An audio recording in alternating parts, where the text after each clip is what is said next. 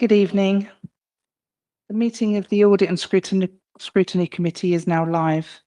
The following members are present for this meeting: the Chair, Councillor Steve Bridger, the Vice Chair, Councillor Phil Neal, Councillor Chris Ames, Councillor Tony Froud, Councillor Alex Coley is here subbing for Councillor James Lawrence, Councillor Steve McCormick and Councillor Robert Leach as nominated substitute for Christine Cleveland. Apologies for absence have been received from Christine Cleveland, Darren Talbot and James Lawrence.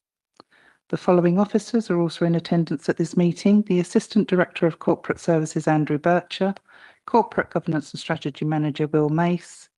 Deborah Davis, a legal representative from Guildford, is online for this meeting, and we've got Iona Bond from the Southern Internal Audit Partnership, and Democratic Services Officers, Angela Guest and Phoebe Batchelor. Thank you.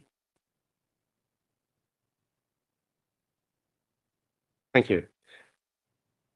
Good evening. I'm Councillor Steve Bridger. I'd like to welcome everyone to the Audit and Scrutiny Committee this evening on the 16th of July 2026. We don't need the fire drill as we don't have any members of public. So the part one is public questions and statements. Do we have any statements at all, Liz? Yes, Chair, we have one public statement, but the member of public is unable to make it in time following work, so he's asked me if I will read it out, so with your permission. Yes, of course. Thank you. This is the member of public's statement as he's presented it. I am addressing the committee tonight on agenda item 7, specifically the acute governance failures and evasion of democratic scrutiny surrounding urgent decision 158. To ensure complete transparency, my statement draws directly from tonight's public committee agenda and the leaked contents of the council's restricted files exposed by the local press. For 6 months, a £500,000 public taxpayer liability at the Rainbow Leisure Centre has been systematically shielded from the light of day. This council quietly authorised the deployment of public reserves to cover structural dilapidations that should have been managed decades ago. Since the Epsom and Ewell Times exposed this confidential document in January, residents have encountered a synchronised wall of procedural silence. The strategy of avoidance deployed by executive leadership has continually shifted. First, the matter was labelled commercially sensitive to block committee questions. Next, during the East Surrey unitary elections, leadership claims that Section 2 of the Local Government Act 1986 legally forbade factual accountability. This was an abusive application of the law. Independent expert analysis by former local government chief executive Nathan Elvery confirmed that accounting for the stewardship of public funds is standard business, not political propaganda. Yet the leadership chose silence. Now that elections have concluded, queries regarding £500,000 of public money are insultingly met with marketing statements about gym upgrades. The structural contradictions embedded within the council's official accounts are completely irreconcilable. In June 2025, public committees were told the leisure centre was in good condition. In the public minutes of March 26, officers claimed consultants had conducted a very detailed survey, yet as exposed by the press, the confidential text of an urgent decision 158, a confidential urgent decision seen by the local Democracy Reporting Service on the 14th of January 2026, and then the 11th of July 2026, explicitly admits the inspection was not an invasive analysis. Because of that surface level glance, taxpayers are now stuck with a massive repair bill for broken fire alarms, failing lifts and end-of-life machinery. The individual who endorsed this urgent decision, who subsequently chaired the committee meetings where opposition scrutiny was cut off, continues to refuse to answer basic factual questions. This is not an isolated failure of governance. When we examine agenda item 4 tonight, we see in the public report that red high risks are spiking across the council, from failing ICT roadmaps that are over a year late to out-of-control homelessness expenditures, which have contributed to a public £410,000 corporate overspend.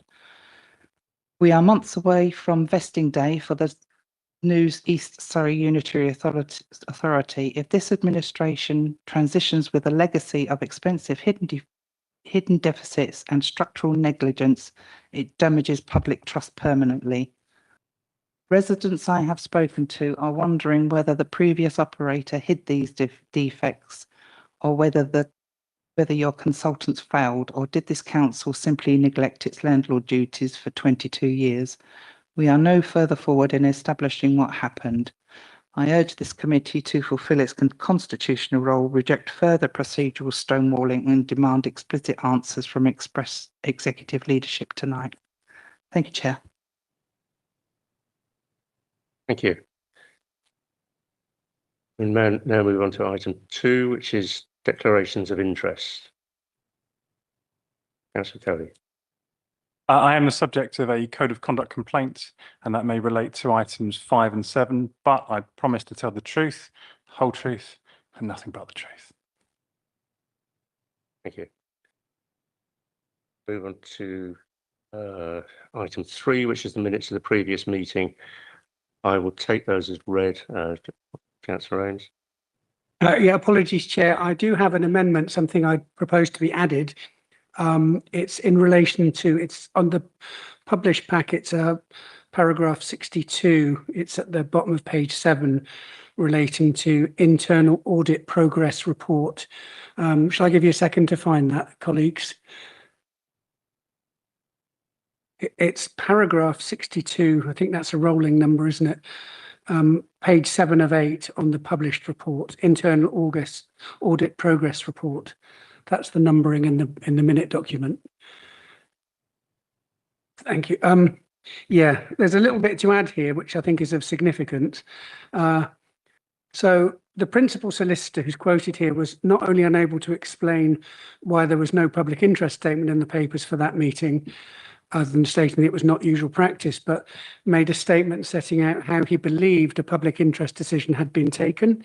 He said, this is a quote because I listened to the YouTube earlier, Chair, "It's an officer decision, so the author of the report who produced the appendix to the restricted appendix has stated the reasons why they believe it's a restricted appendix.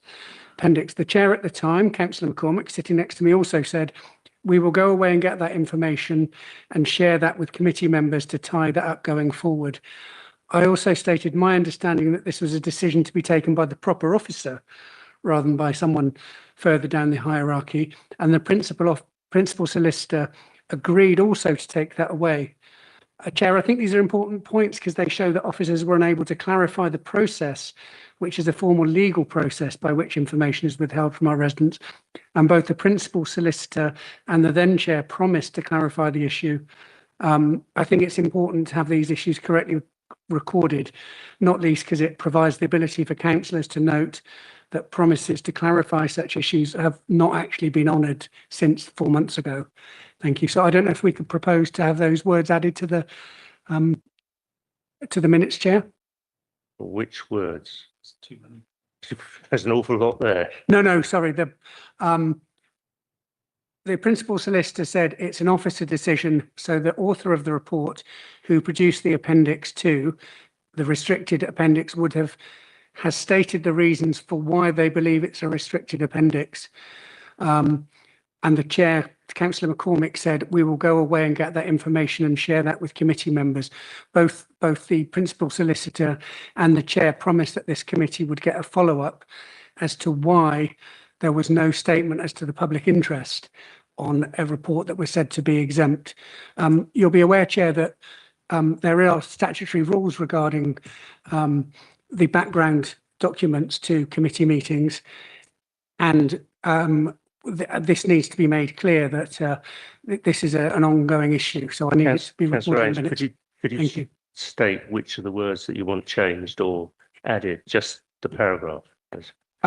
It's an officer decision. So the author of the report who produced the appendix to the restricted appendix has stated the reasons for why they believe it's a restricted appendix.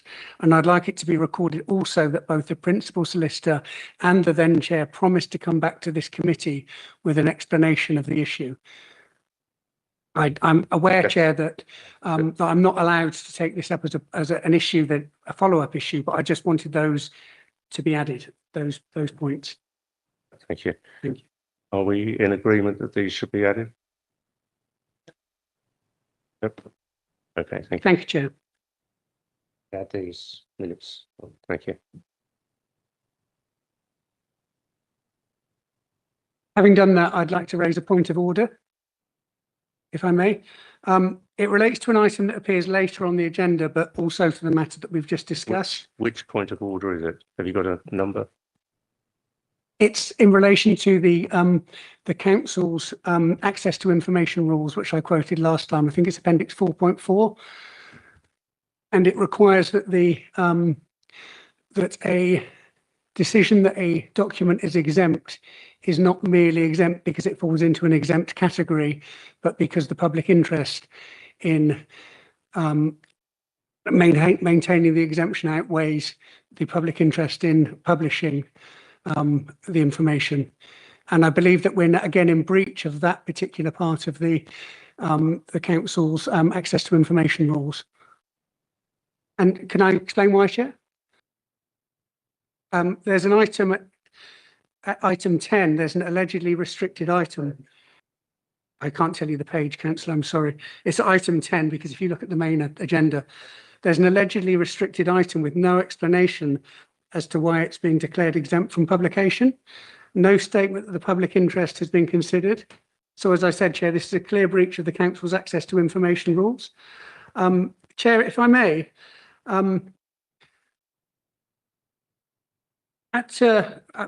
councillors were there at the special meeting on Tuesday of the Strategy and Resources Committee. There are two clear statements on the agenda that the public interest in maintaining the exemption currently outweighs the public interest in disclosing the information. This is something that, although the principal lister said is not practice, it is now practice, and I don't understand why that practice has not been followed as the law requires and as the our access to information rules require in making a clear statement to that effect. It was done on Tuesday night. I don't understand, Chair, why that hasn't happened here. Without a statement that the public interest in maintaining the exemption outweighs the public interest in publishing the information, no lawful decision has been taken that the information is exempt. And perhaps we could get legal advice on that. Thank you.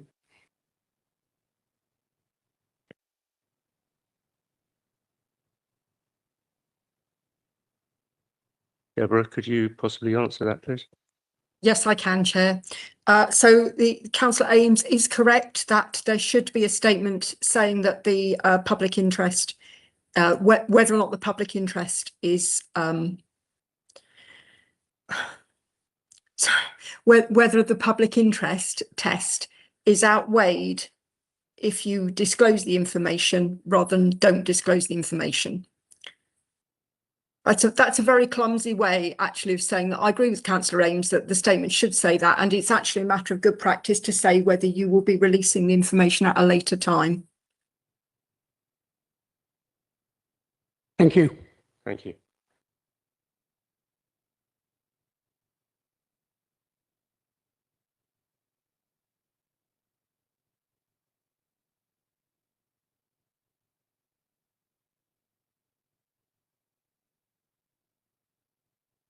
Councillor Ames and Deborah, there is a statement on the website that says why it's restricted, and it's by virtue of paragraph 3, part 1, schedule 12A to the Local Government Act 72. I accept it doesn't go on to explain in more detail, which is probably what Councillor Ames is referring to in the Strategy and Resources Committee meeting.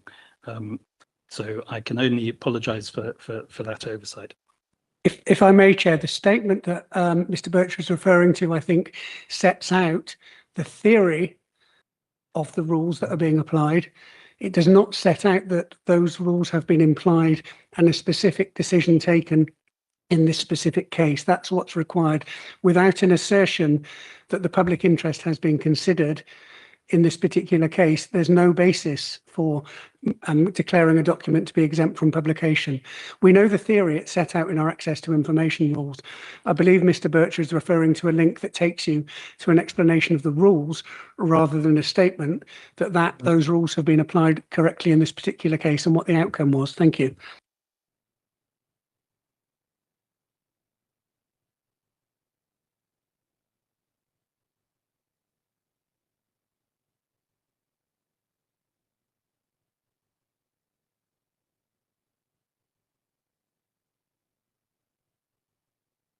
what we will do is withdraw the exempt item from the meeting tonight. Chair, I'm sorry to say that, to hear that, but I did bring this up 4 months ago. And as I've mentioned, it has not been addressed in those 4 months. We've had no explanation as to why this is still happening at this committee. Thank you. You know, unfortunately, I wasn't chair at that time, so okay, thanks. Okay. Chair, I'm sorry, Pat, could I just jump in? If members do wish to consider the exempt information and you've been provided with the category it's exempt, then I would suggest if the officer is present that they tell members that they have considered the public interest test. Or if one of your officers is able to say that they've considered the public interest test, then you would satisfy that. It would be if it were the other way round that you would have a difficulty. I think thank you, Deborah. That's helpful. And there are people here who would confirm that, but I think we've also been going through various conversations that establish that there are very limited numbers of people in the authority who are authorised to decide that something is exempt or not, namely the chief executive, and in her absence, the head of legal services, chief monitoring officer. They are neither here, neither of them are here. So in my capacity as an officer, I don't think I'm authorised to make that exemption, even though I agree that it should be exempt for good reason.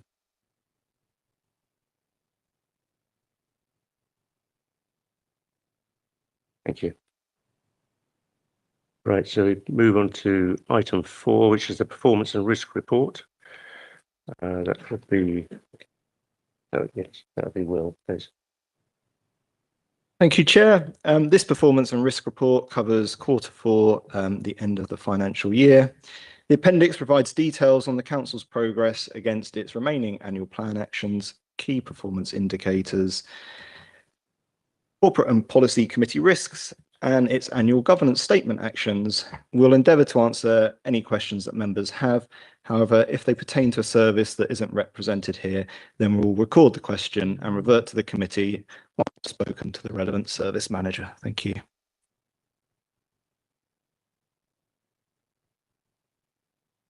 Thank you. Have we any questions at all, please? Councillor Cowley. Thank you, Chair. There are 4 items I'm interested in. I've got the log shown in the table, if that's helpful to members who may want to follow.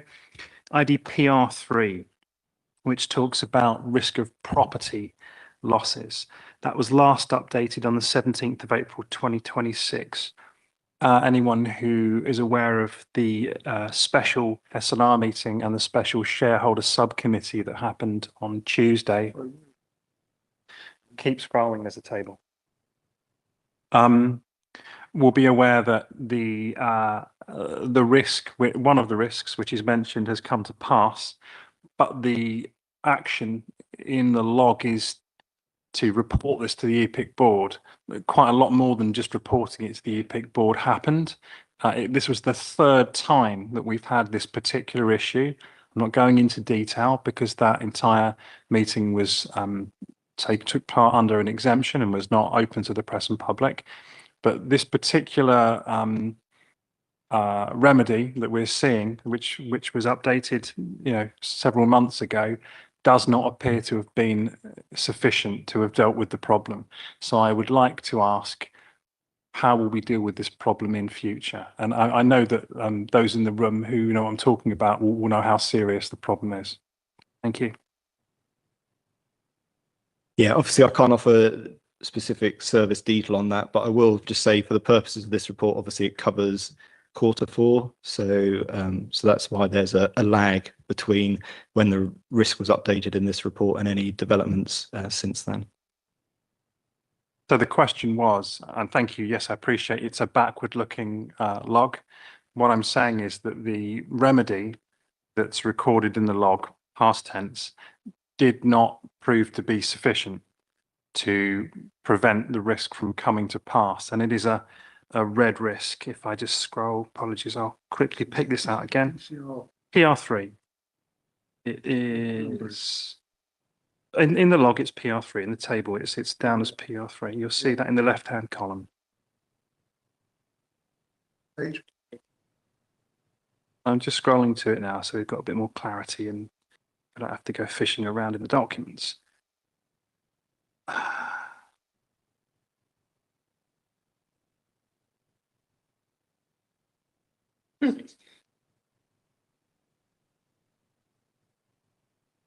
That's page 52 of the report. It's Where we are. the item is property portfolio. It talks about the risk being a significant loss of income. It's a red risk, scores 12, which is a high score. And because this relates to our investment company, the control in this particular case would be to report to the EPIC board. I happen to have sat on the shareholder subcommittee before, so I know that this particular incident has come up 3 times now. And each time it's come up, we've been told that doing nothing is not an option. And yet the advice has been to do nothing. And that is why we've had a recurrence of this problem. A problem that will cost us in excess of 6 figures. I won't say any more, but I would like to know what the control is so it doesn't happen a 4th time. Councillor Kelly, I know that the issue that you're speaking about hadn't materialised fully in the way that it has now when this was being produced. So I think it is a relatively fast-moving situation, but we can take that comment away, and certainly the next time that we update this, we can reflect it differently. Thank you for that, but I would just press the point that this is the 3rd time this problem has arisen. It may well be the 3rd time, and I'm aware of that. And so you could therefore make the assumption that, well, it might happen again. But at the time this was written, I don't think it had happened. So it's a risk. I accept that it could happen, and that's probably why it's on here as a red risk. But I don't think it had actually materialised as an issue. Allow me to just please address that. It happened twice previously. So it had happened twice previously. And there was work done that we paid for to say doing nothing is not an option. We did nothing. It happened a 3rd time. So I'd be grateful if, yes, as you say, you would come back after the fact to explain to committee what controls this time will prevent this from reoccurring, because it's happening every 2 years. So I'd be very grateful if that could happen. Well, Councillor, I don't think we'll do that. But what we will do is update the risk register with mitigation. I think the solution that's been put in place should be a long-term solution, but there is always the risk that it won't be because the organisation changes its mind. So, but we will reflect that in the risk register. But I'm not proposing to come back with a further report on what we're doing. Okay, well, I'm not asking that a report is brought back. I was just asking that what you have said, that a mitigation is reflected in this piece of work, and we see that.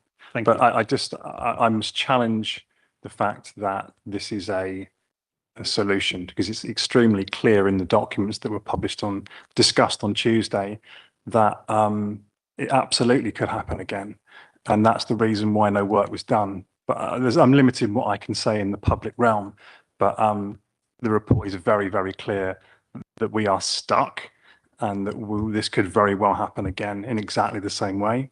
So yes, mitigation in the controls would be much appreciated. Thank you. Yeah. Any further questions at all, please? Councillor Baldwin. I had 3 other log points I wanted to make. If you'd like to go first. So thanks, Chair. I've got a follow on PR3, and then I'll hand back to Councillor Coley, and then I'll have, I think, about 9 other questions on this particular item. But the property portfolio risk PR3, as we've talked about, the residual risk is rated 12, inherent residual risk, with the approach listed as treat. Yet the commentary simply notes no change to a risk profile and lists challenging economic consequences. Now the question is, if the risk approach is to treat, the property portfolio risk, why has the residual score remained unchanged at 12? What active treatment or tenant sustainability measures have actually been deployed this quarter to prevent rent defaults from commercial tenants? So what's actually been done to treat this risk is the summary. Thank you, Chair. Yeah, noted that. I'll add it to the question from Councillor Coley. There is a general comment here that as officers, we are not necessarily subject matter experts in the property portfolio and those. So if people can give us questions in advance, we can have responses to them. But if you expect answers in this committee, as you know, Chair, because you always asked members of the committee to submit their questions in advance, we don't have the responses. So noted. And again, we do try to get these questions in ahead of time, but again, having the relevant officers here to answer questions would be helpful. And I know that you do take questions away, but as we've already seen, there have been questions that have been asked previously that have not been answered and have just been left afloat. And I'm just worried that if we, how do I get assurance that any of these questions or any of the questions we ask tonight will get answers from the officers involved? And how do they get into the public domain? Because again, there are some really important issues here we're going to cover. And forgive me, I know that you don't, all of you don't have the answers to it, but the officers to answer these questions, they should be here, and should they not? I disagree, Councillor McCormick. There are issues here and there are risks here which straddle the whole of the council, and I don't think it's proportionate or reasonable to expect all heads of service to be here to answer questions which may or may not materialise. And I think we've got very good evidence from what's happened in the past that democratic services have a very good record of capturing all the questions that have been asked and of then setting them out in documents after the events. And I think we would continue to do that. Councillor Coley. Just on that point, at Strategy and Resources on Tuesday, the Chief Executive attended, the Section 151 officer attended, the monitoring officer attended, the head of property and regeneration attended, another number of other officers attended. The public and members might get the impression that when somebody wants something, everyone shows up, and when someone's accountable, they do not. So that might be an impression that's being made by that way of running committees. I had 3 other log points I wanted to raise. The next one is HR. Sorry to interrupt.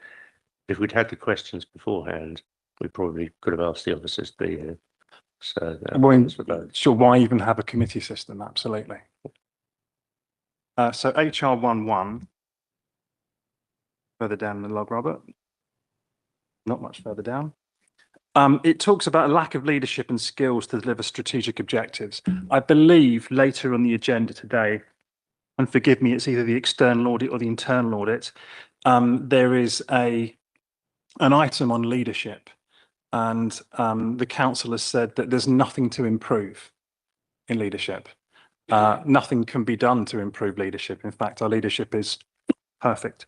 So if that's the case, why has lack of leadership and skills been raised as a risk, which scores a 6 amber, and says that we would not be able to meet financial targets, implement corporate strategies, or implement revenue generating opportunities if this risk were to come to pass? The external auditor is saying, rather, we have told our external auditors that leadership had nothing to improve on. How do we square those two things? Councillor Kelly, this is a risk register, and so it's always possible that as a risk may come to pass. The fact that it isn't an issue that we're having to deal with at the moment is fortunate for us, but it still doesn't negate the fact that if there were to be change in leadership, or people were to leave, or whatever were to happen, there could be a risk posed to the council. Thank you. Perhaps we'll come to that when the item is on the agenda. I wanted to just warm you up to that thought from the risk register here, not necessarily to have an answer, but thank you for that. The next log item, only 2 more to go, is DST 10, failing to respond to complaints effectively. This is a red risk at 12. And the response is tolerate. The risk has not changed. Again, later on in the agenda, you will see on the Ombudsman report, we are the second worst, highest, however you want to classify it, for complaints per 100,000 capita in Surrey. Only Spelthorne has a worse record than we do.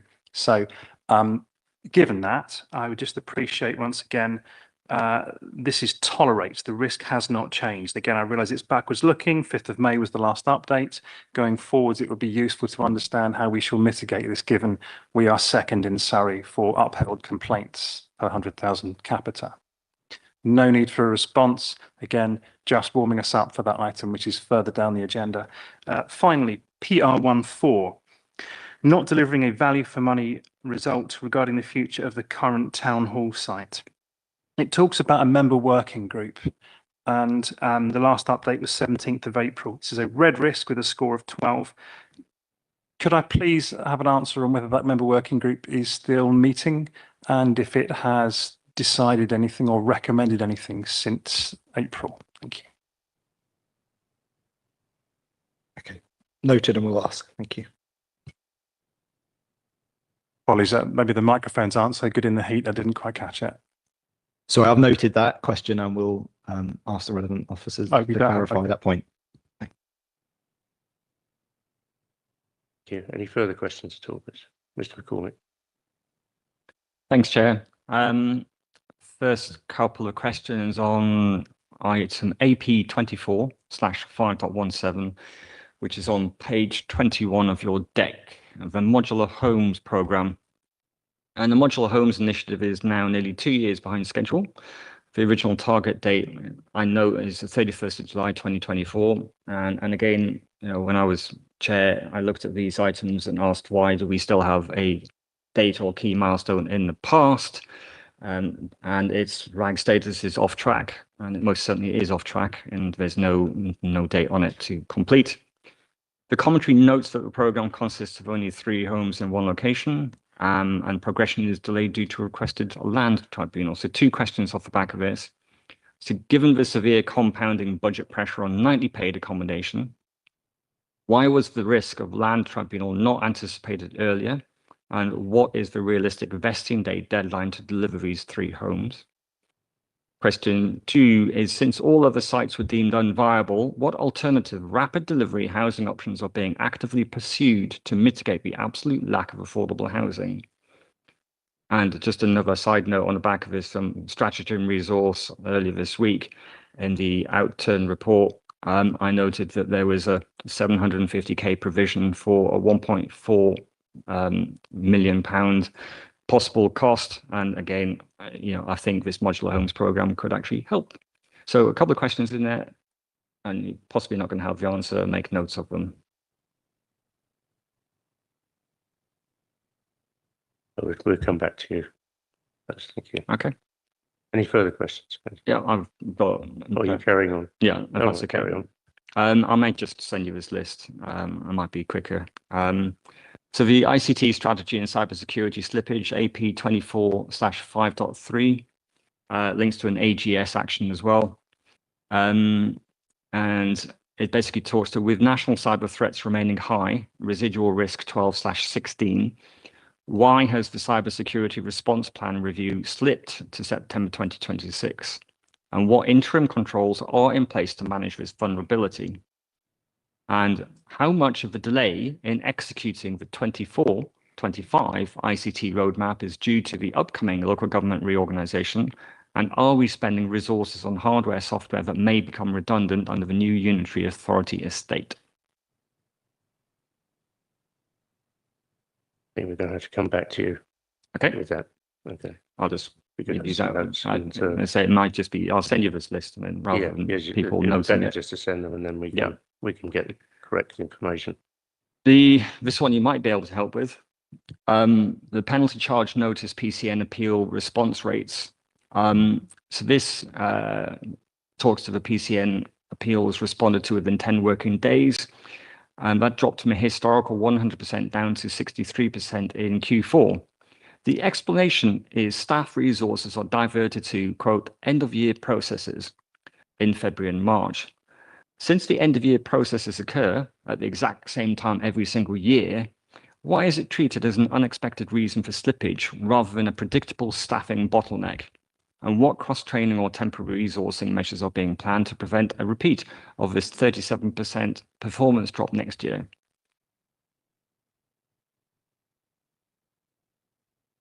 Yeah, I can give you a brief answer on that, Councillor McCormick. But if there's more that the section can add, then I can do that. This particular part of the council that deals with penalty charge notice appeals deals with a lot of other like parking permits and things, garden waste renewals and all that kind of stuff, which happen at a particular time of the year. So it's not unexpected. The question, I suppose, could be, should we resource for that time of the year in order to increase capacity? But with our financial pressures, we choose not to do that. But what we do is we prioritize those things which have to happen, like car park renewals. I should point out that even at the 10 working days is considerably better than what the statutory requirement is. So we are far in excess of our statutory obligation in terms of still dealing with these in the way that we do. And they all get, as soon as we're out of that end of year period, anything that is a backlog will be cleared. Okay, thank you. A question on the conflicting statements in the executive report versus the appendix. So the main committee report states that one of the 4 2023-24 AGS actions are complete. 2 are on schedule and the 4th is off track. However, a review of the appendix table shows that completed there are 3 actions: recruitment policy, IT policy, and line manager training. A slippage on IT, AGS action, cybersecurity. One's been closed, that's councillor training. So the question here is, there is a clear disconnect between the figures cited in the executive summary and the status of the AGS actions listed in the appendix. Can officers clarify the exact true progress status of all open AGS actions and ensure future reports undergo possibly stricter quality assurance before publication?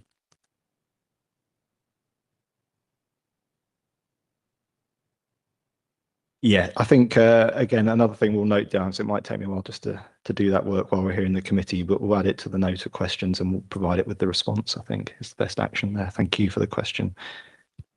Okay. The next item talks to retiring risks ahead of unitary transition, and I think it is OS 20 and OS 30. And under committee risks, officers propose to retire the risk of not maximising commercialisation opportunities at venues and parks, and propose to move to divisional level the lack of qualified LGV drivers. Question is, why is the council proposing to retire or downgrade these risks just because of a transition to a unitary authority? Hiding risks out of sight does not remove the threat. And how will we ensure that these operational pressures are transparently handed over to the shadow authority without a drop in oversight?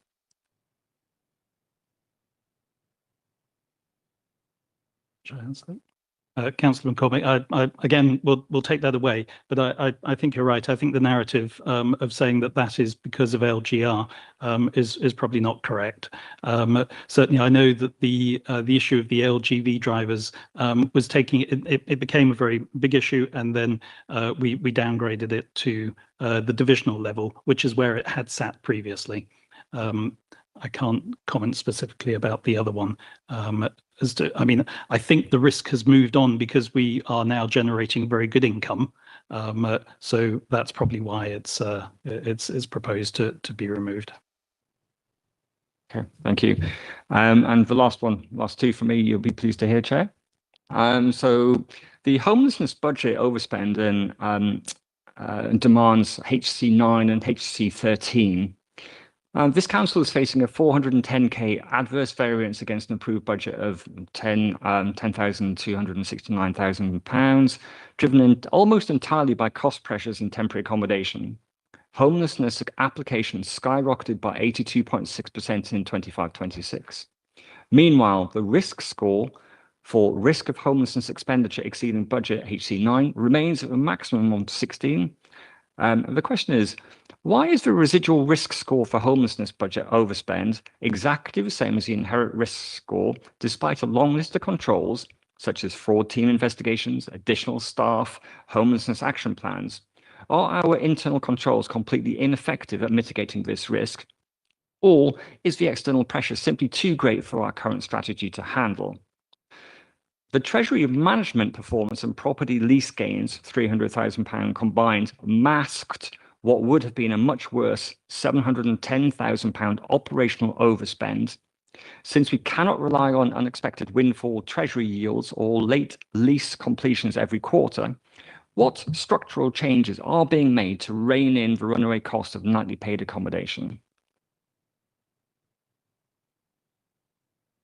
I think it would be a very detailed response for the latter part of your question, so we'll come back to you on that. But in terms of why the risk remains unchanged effectively as it is at 16, is a reflection of exactly what you've identified, that we have for the past 2 or 3 years, as we've been seeing the homelessness numbers rising, taken on a considerable number of additional activities, staff, mitigation measures.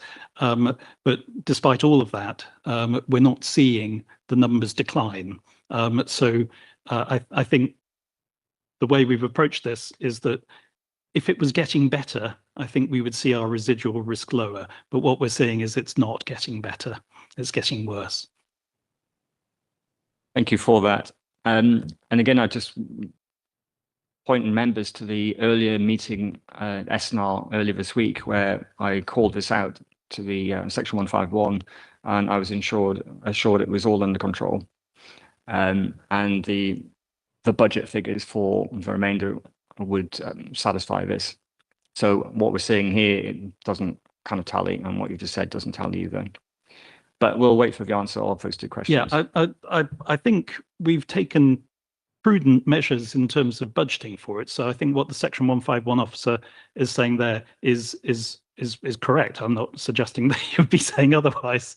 But what I'm saying is that notwithstanding all these actions that we seem to be taking in order to try and reduce the number of homelessness, the amount of homelessness, we're not seeing that come to pass. In fact, we're seeing the number of nightly paid and the homelessness numbers increasing. The fact that we might be able to cope with that doesn't mean that it isn't still a risk. Councillor Cody. If I can just weigh in on this, so I completely agree with Andy. We've done a lot. I remember bringing forward the homelessness and rough sleeping strategy and action plan that we've used actually, and is pretty much all green or blue. I think with the exception of modular homes, everything is green or blue on delivery. And still, the battle to try and manage temporary accommodation has been absolutely extraordinary, and it has just grown and grown, and it would probably be something like £2 million now if we hadn't done all of that work.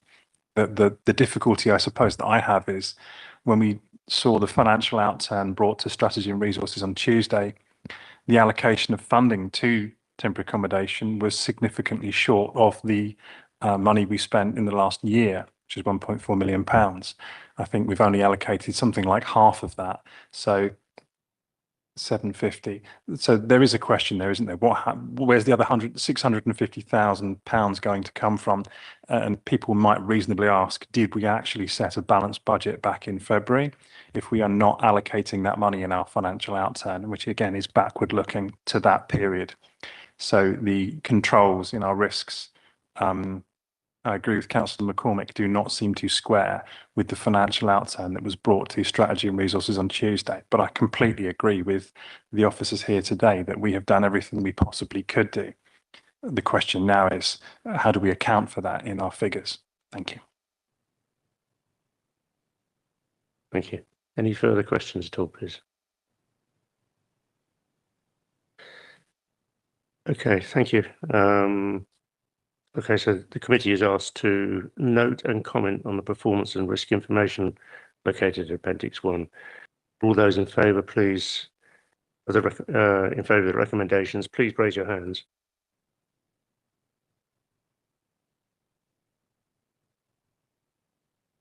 Those against? Any abstentions? Thank you. That's carried. So move on to item 5, which is the Local Government and Social Care Ombudsman Annual Review Letter and Information Commissioner's Office updates. This report provides the annual review of complaints received and decisions made by the Local Government and Social Care Ombudsman between April 25 and March 26, including details of 2 complaints upheld by the LGO. This report also provides an update on data breaches and the way the Council handles data complaints as a result of updated legislation. And Andrew Birch will introduce this report. Thank you, Chair. I don't think I really have much more to add to what you've just said. So thank you for that introduction. Happy to take questions on it.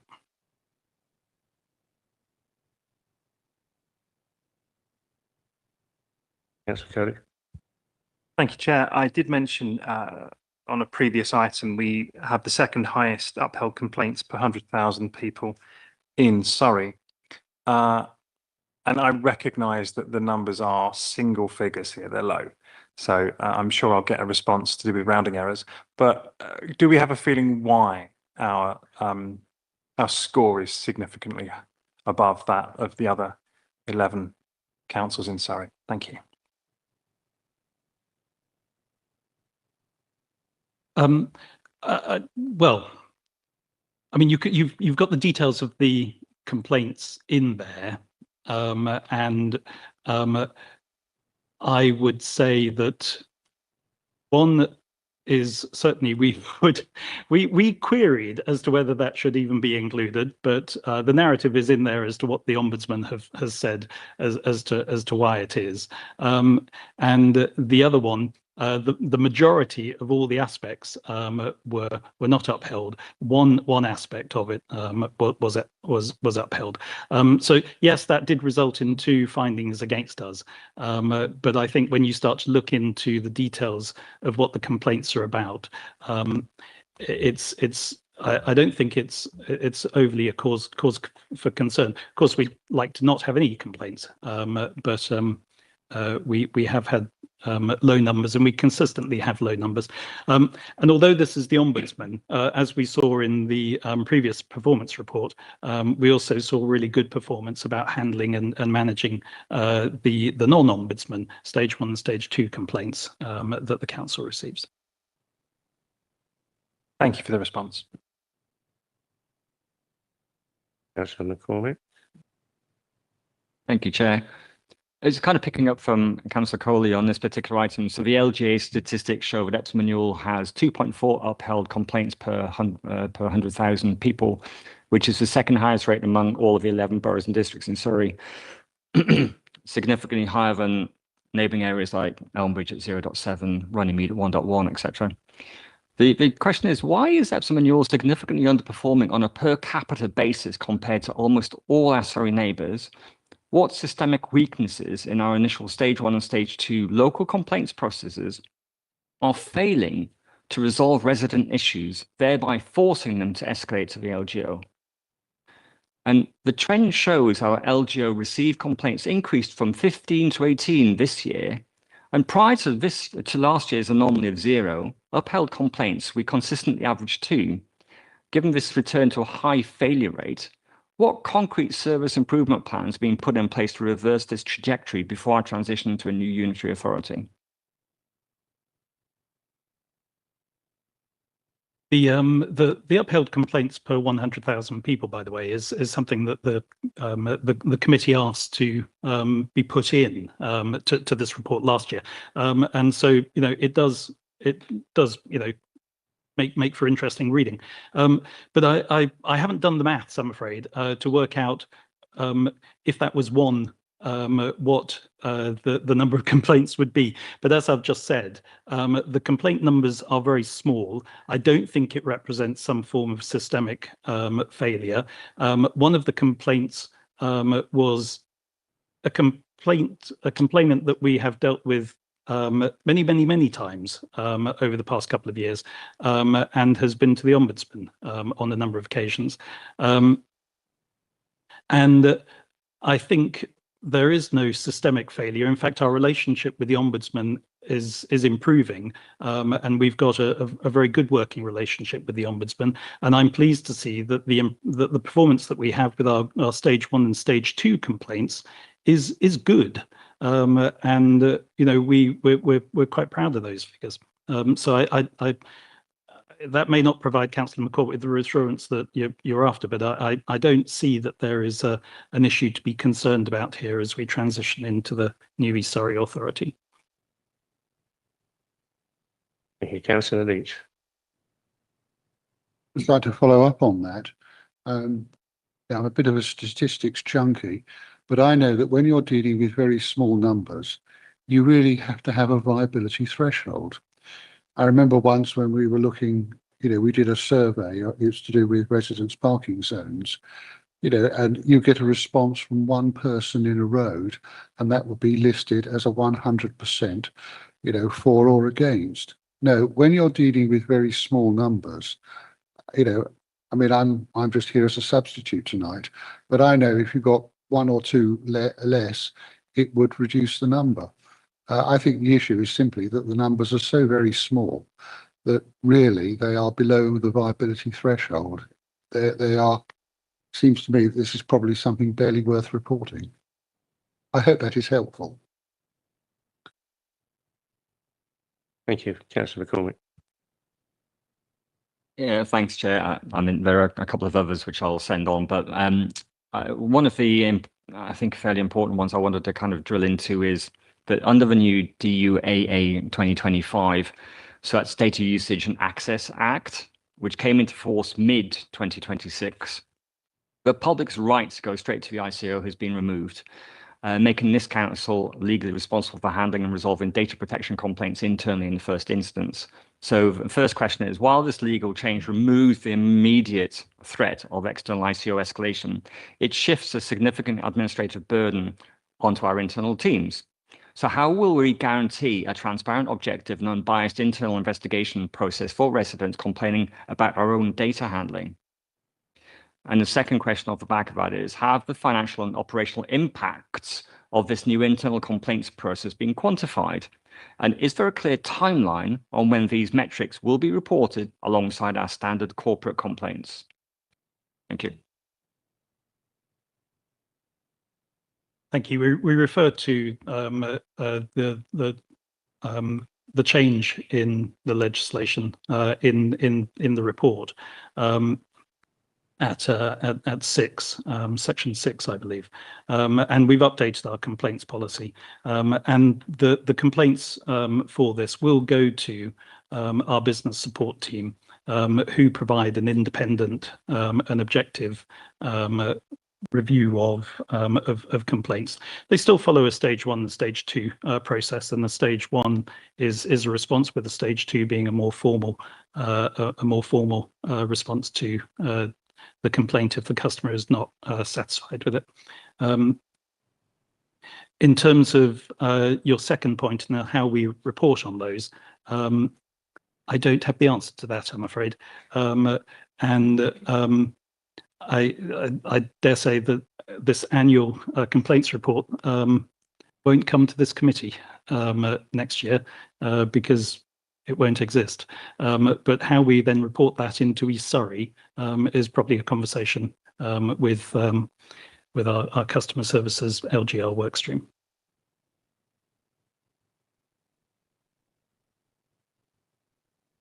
Any further questions at all, please?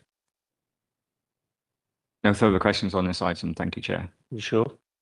I I do have some more if you wish. No, I've just that's basically plenty skipped for through to a everybody. couple of the interesting ones, but I've got some more if you wish. I think that's plenty for everybody to get on with. I think so. So if we move to the next, thank you. Thank you.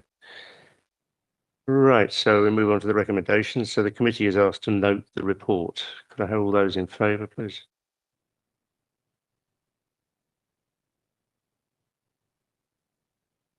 Any against?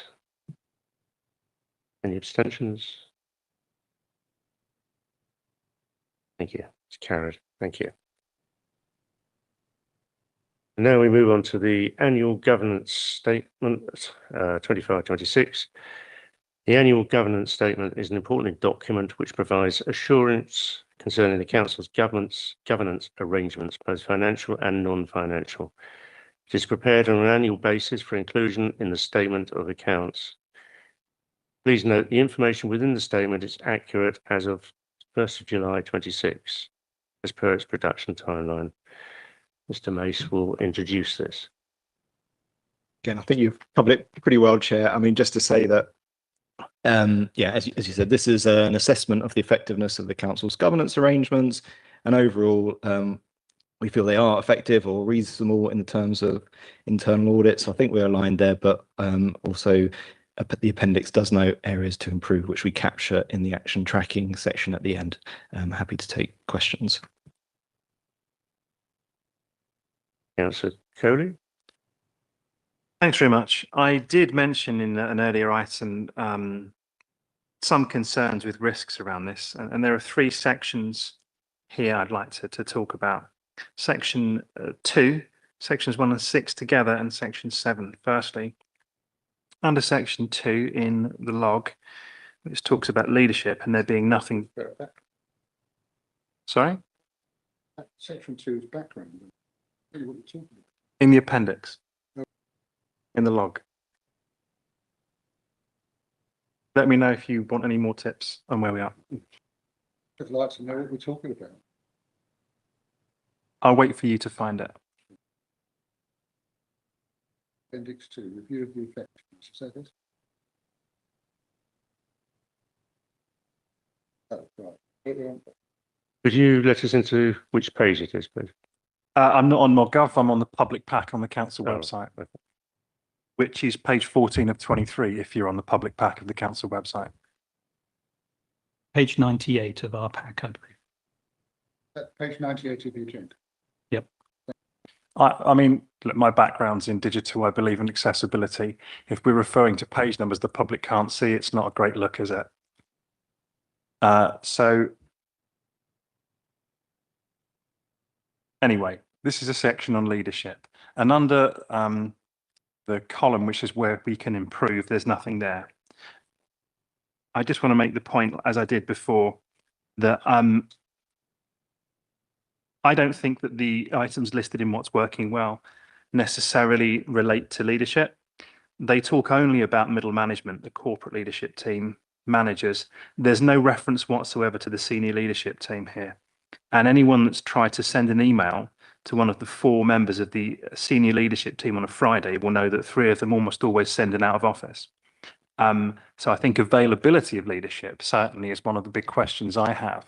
If the chief executive, the monitoring officer and the deputy chief executive are not available on a Friday, that is not something that I think we could say does not need to improve. If we're just relying on our section 151 officer as being the only member of the leadership team that is working on a Friday. So I think I've made that point nice and clear. The next question, well, the next point I'd like to make is item 1, continuous improvement, and item 6, service delivery. Item 1 rightly talks about slippage in the delivery of our ICT strategy. I've talked to the assistant director several times about this over the years, that we have the money, we just not seem to be able to spend it. We don't have the resources, we don't have the skills and capability to deliver a lot of this program. I really think that should also be captured under section 6, because that is service delivery. That is our service delivery. You know, if our networks, if our cybersecurity, if the things that we're actually delivering our services through are slipping, I would like to see that also reflected in that section. There's an agreement on that. Brilliant. Thank you so much. And finally, section 7, apologies, partnerships and community engagement. it rightly talks about, and thank you for including this, the community governance review that took place. And that was a key factor in deciding the outcome of the proposal. Next week, at full council, there is an item on charter trustees. And within that, it explains that charter trustees can have precepting powers. A charter trust can raise council tax, just as a parish council under CGR could have raised council tax. And you'll know from the responses we received to that consultation that overwhelmingly, I think it was something like 3/4 of the responses, the response was 82% no, but the reason people said no overwhelmingly was they didn't want to see their council tax go up. So if we're going to vote on a charter trust next week at full council with absolutely no consultation whatsoever, which could lead to precepting powers that raise council tax for residents in Epsom and Ewell, I don't think that's something I can say doesn't need to improve. No consultation whatsoever on precepting powers is not something I could possibly accept. So I will, of course, raise that at full council next week, but I do think that's something that I would like to see added in this log as an area for improvement. If we're going to bring a precepting power to full council and not consult on it, that is an area for improvement. Can I get agreement on that, please?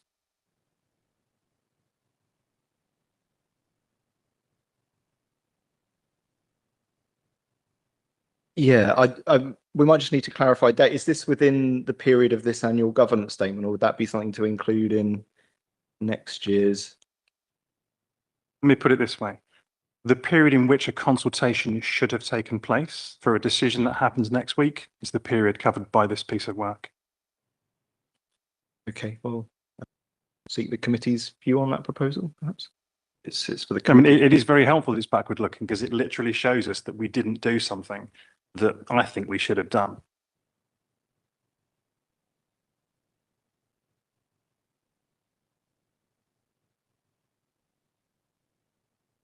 Would the committee like to add that as a comment, or you have a vote on it, please? Yeah, absolutely. However, you're the chair. You tell me what process you'd like to follow. Well, we have a vote on it as to whether we should do it. Would you like me to motion and ask for a seconder? Yes, please. I motion to add a seconder. I'll second it. Could you put it in full? What you'll actually? You would like my wording? Yes, please. Yes. Okay. So under the, let me get this correct. Under where we can improve, or section 7, partnerships and community engagement, we include consultation on any precepting powers. Okay, so you've got the seconder. All those, could I ask for those in favour, please?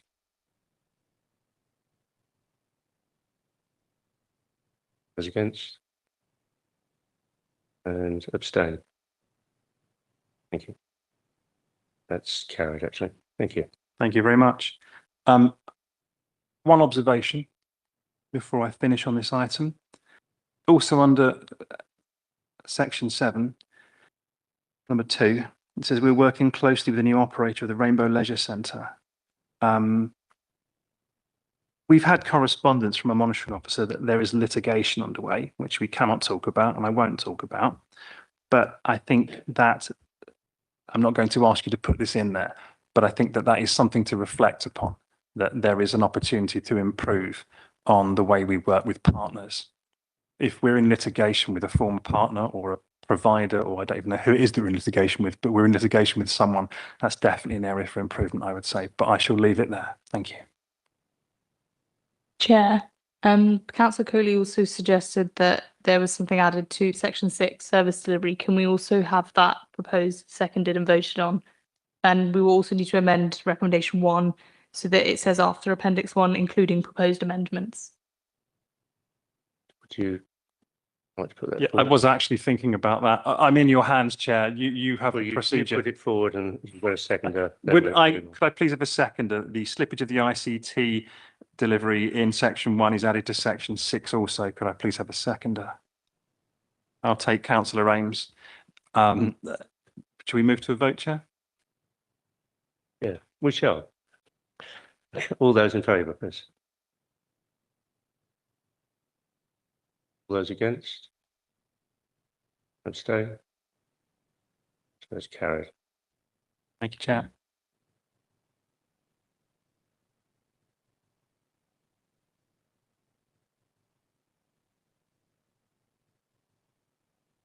Thank you. So, oh, sorry, Councillor McCormick. Yeah, sorry. Thanks, Chair. I'll try to get through these as quickly as possible, and I'll share them with officers. But the AGS, so the first one, accuracy and information discrepancies. So the draft statement contains a conflicting information regarding when the new East Surrey Unitary Authority begins. Page 3 states the council is being combined with neighbouring authorities to form a new larger unitary in March 2027. Page 7 and 14, it refers to the 1st of April as vesting day, and page 22 lists the due date for transitional planning as 31st March 2027. For absolute administrative and legal accounting accuracy, can officers clarify the exact legal vesting day for new East Surrey Unitary? And why does the executive summary refer to transition occurring in March 2027, while the legal officer and transitional timelines point to the 1st of April 2027? It's just me being really nitpicky, but it's the AGS, so you need to get it right. If I could, please.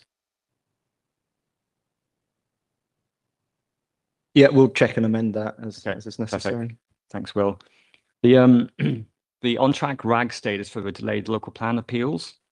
So a RAG status for that particular appeals related to a local plan is marked as on track, with the revised due date of 31st of July 2026 having already slipped from an original 30th of September 2025. Yet the commentary notes that the public consultation was held in May-June 2026, and a further hearing was scheduled for 2nd of July. The question is, given that the original due date was September 25, and we are still undergoing hearings in July 26, how is the action objectively on track? Is it transparent to mark a highly delayed, politically sensitive planning process as on track simply because a revised target was self-approved?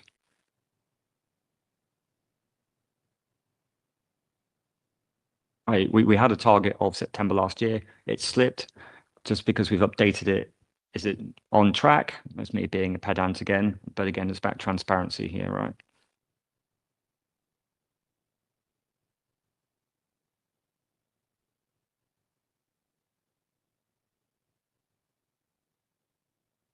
Sorry, Councillor McCormick, I think we can amend that, amend the RAG status on that. Thank you very much. The other item I just want to talk to is something we'll capture later for internal audit actions, but AGS talks to under best value theme 3 governance, the statement reveals that the council had 20 overdue internal audit management actions reported in March 2026.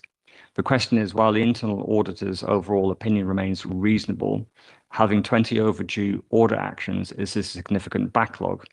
What are the specific categories of these overdue actions, and is there a robust monthly monthly monitoring mechanism to ensure 100% of these are cleared before vesting day, so they are not dumped onto the new authority?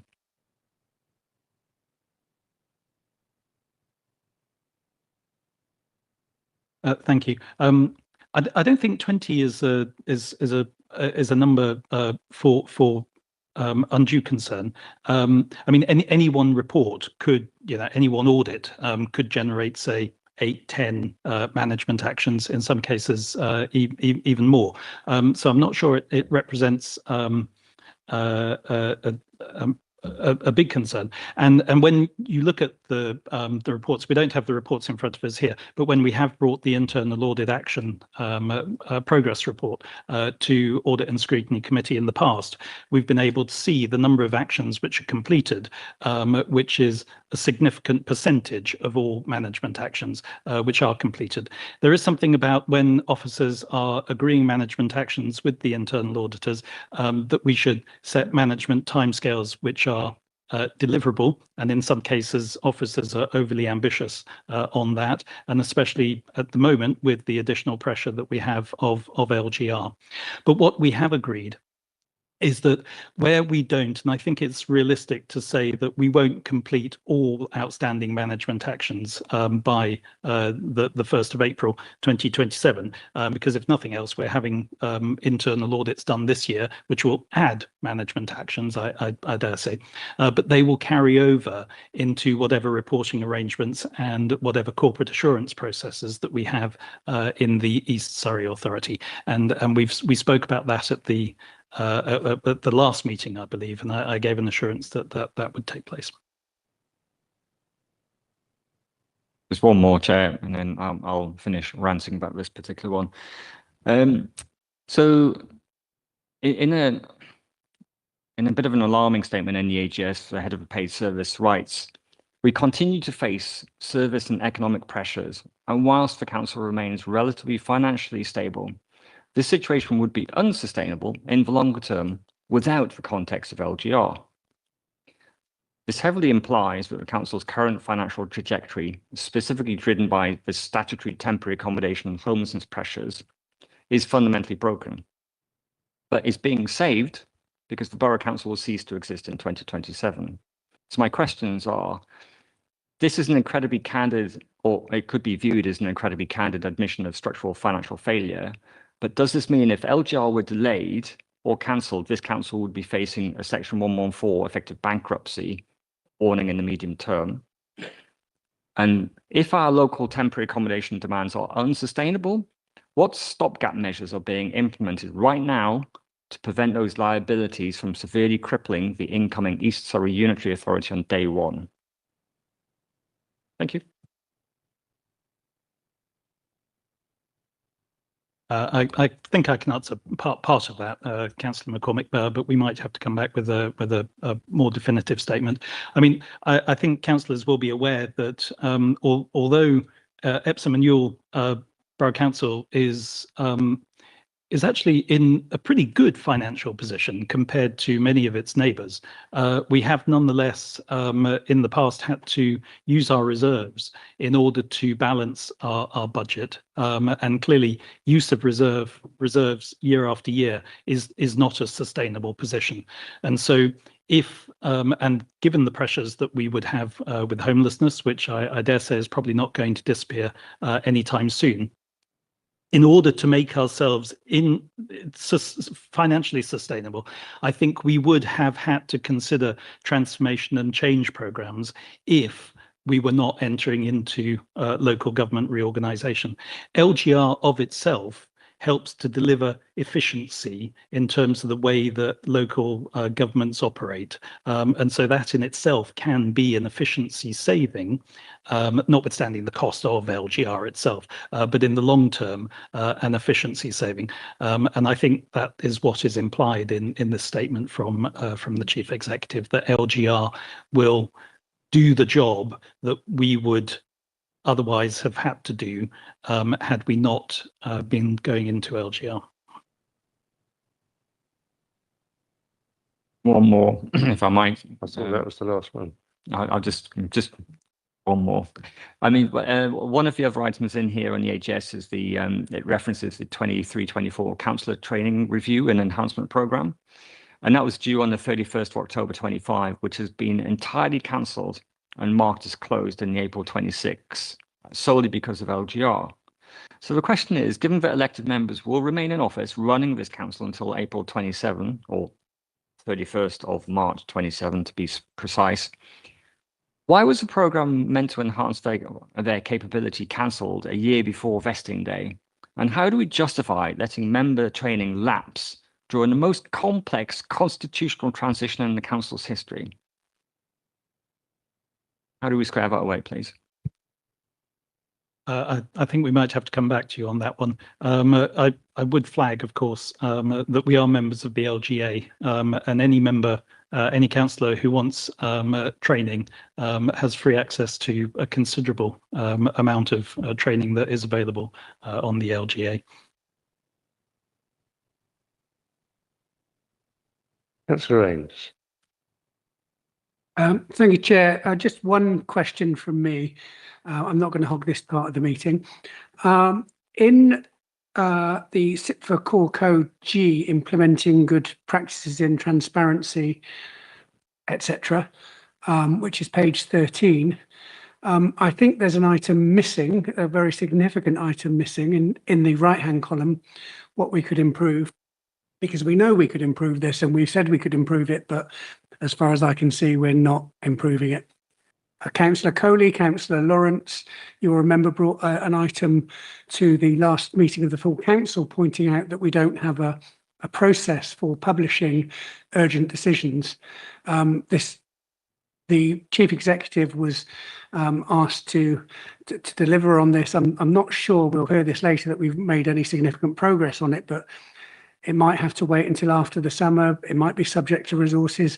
We're going to be approaching the last 6 months of this council without a lawful and written, coherent process for publishing. It's not just officer decisions, it's significant decisions as defined by I think it's the 2014 regulations, or alternatively for deciding whether parts of those decisions are exempt from publication, or stress parts of those decisions because it's information. We're not currently publishing any significant officer decisions on our website. It's a blank page. We have no process. In our transparency approach, we are simply not obeying a legal requirement that requires us to publish the officer decisions. We're summarising them, we're giving explanations on urgent decisions, but there is regulation, there is legislation that says that we should be publishing these. We've acknowledged that we don't have a process.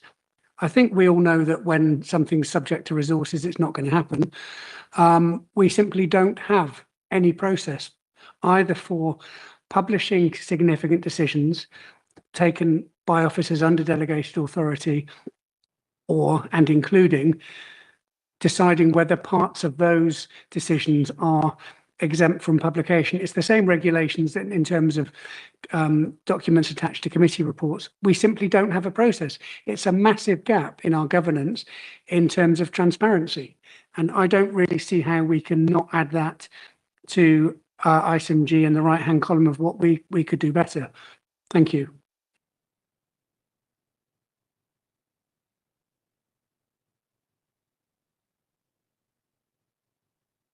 Thank you, Councillor. We can take that away and check the details and Can I make a report proposal, please, that we can add that in?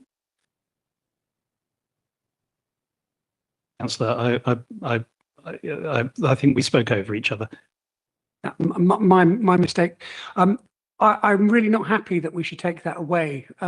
Councillor Coley made some excellent points about things that are missing from what we could do better, and we voted on those. I'm going to propose that we add in a fourth item in G that notes that we don't have a process for publishing significant officer decisions as required by law.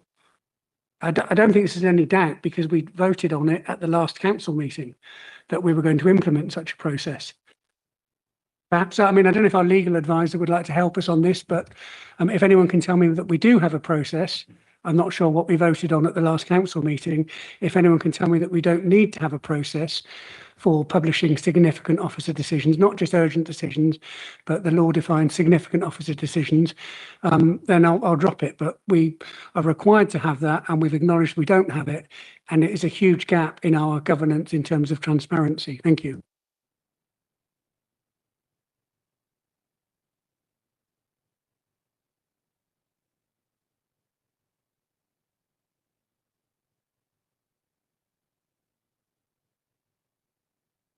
Deborah, could you comment on that, please?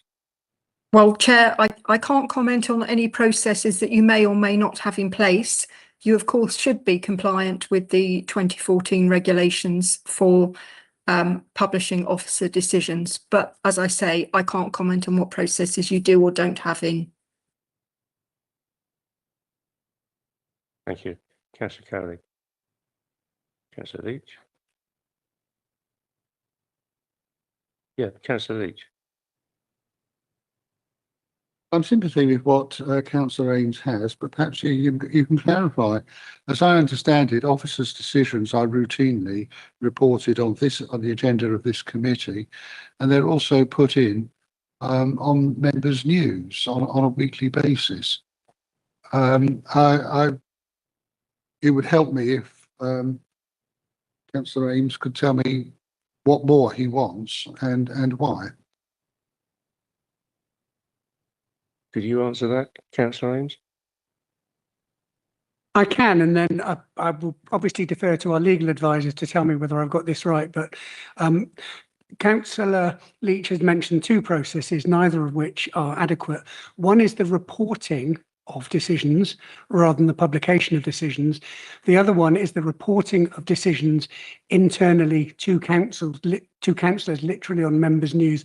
That is not publication, that is making things available to councillors. We should be publishing the decisions, a summary of the decisions, effectively the form that records the decision. There's a requirement to record the decision, and there's a requirement subject to exemptions to publish those decisions. To publish them in public to publish them in public to everyone. The proposal we've got so far in relation to urgent decisions, which is only a subset of significant decisions taken by officers under delegated authority, is to publish those on a basis on a committee cycle, which does not comply with the requirement of the legislation that they should be published. I think it's as soon as practically possible. It's kicking it down the road. And then even then, we don't currently have a process for deciding whether that should happen and whether exempt information should be removed when those are published. So I don't know if our legal advisor would like to contradict anything I've said, but we should be publishing the decisions, we should be publishing them promptly, and we should be publishing to the public so that the public can see them and not just officers. Thank you. Deborah, could you comment on that, please?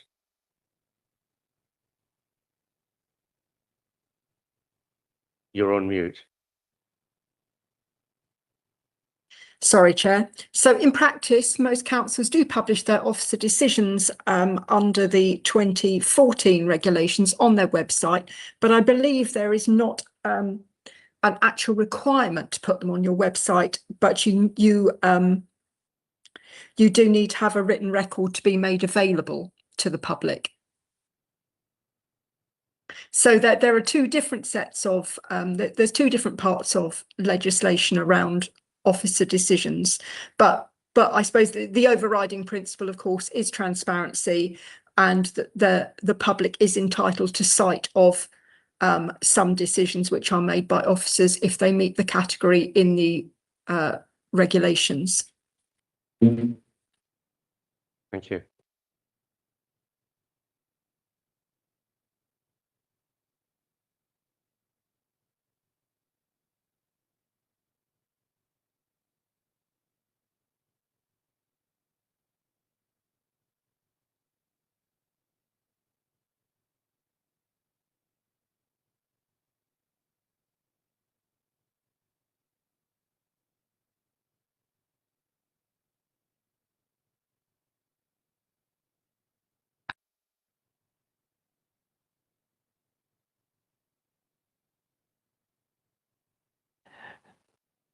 Thank you. So I think the slight issue is that myself and Andrew don't have the legal background to ascertain the exact details of the request, but I believe, if memory serves, last year we did have a similar query, and we went away, found out the detail, and then the chair shared that response with the committee. You might remember, remembering better, Stephen. Sorry, Councillor Coley, for jumping in here, but exactly. I mean, we had some questions and queries this time last year about the annual governance statement, and rather than trying to battle it out here and now, we took it away and we made some changes, and then we circulated it with committee again. And if we try to battle it out here and now, we'll be here until tomorrow morning. So might I suggest that if there are certain items on the AGS that Councillor Ames or Coley want to enhance or refine, and we can do those offline and then pull that back to committee to get them to review it before it goes to full council, before the chair signs it, and etc., if that's acceptable to other members. We did this last year.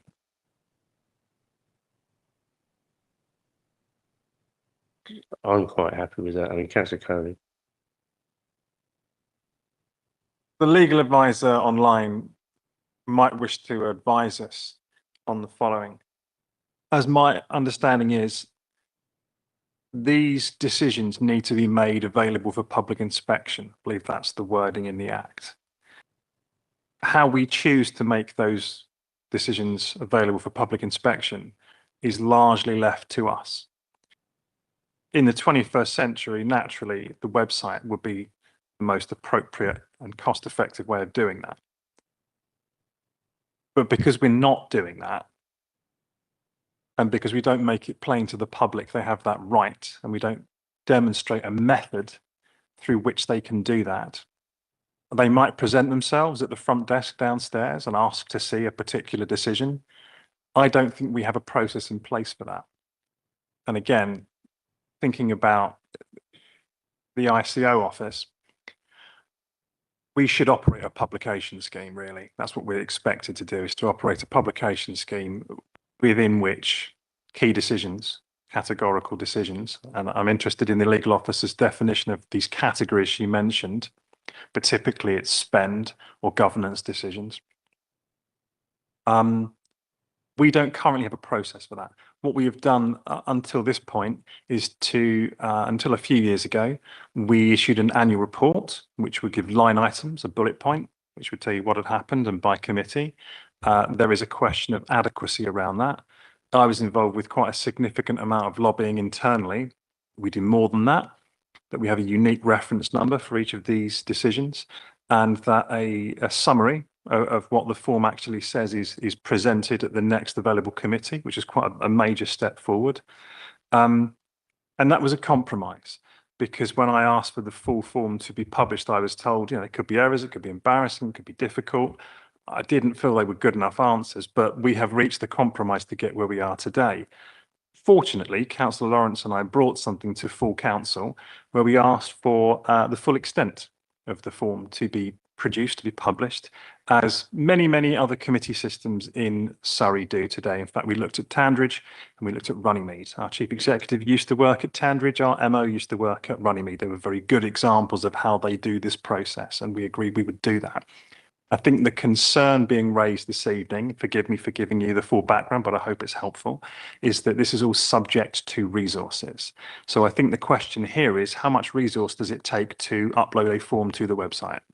I would argue not very much. There is already a process in place through which we could do this. It is not a published process, but there is a process.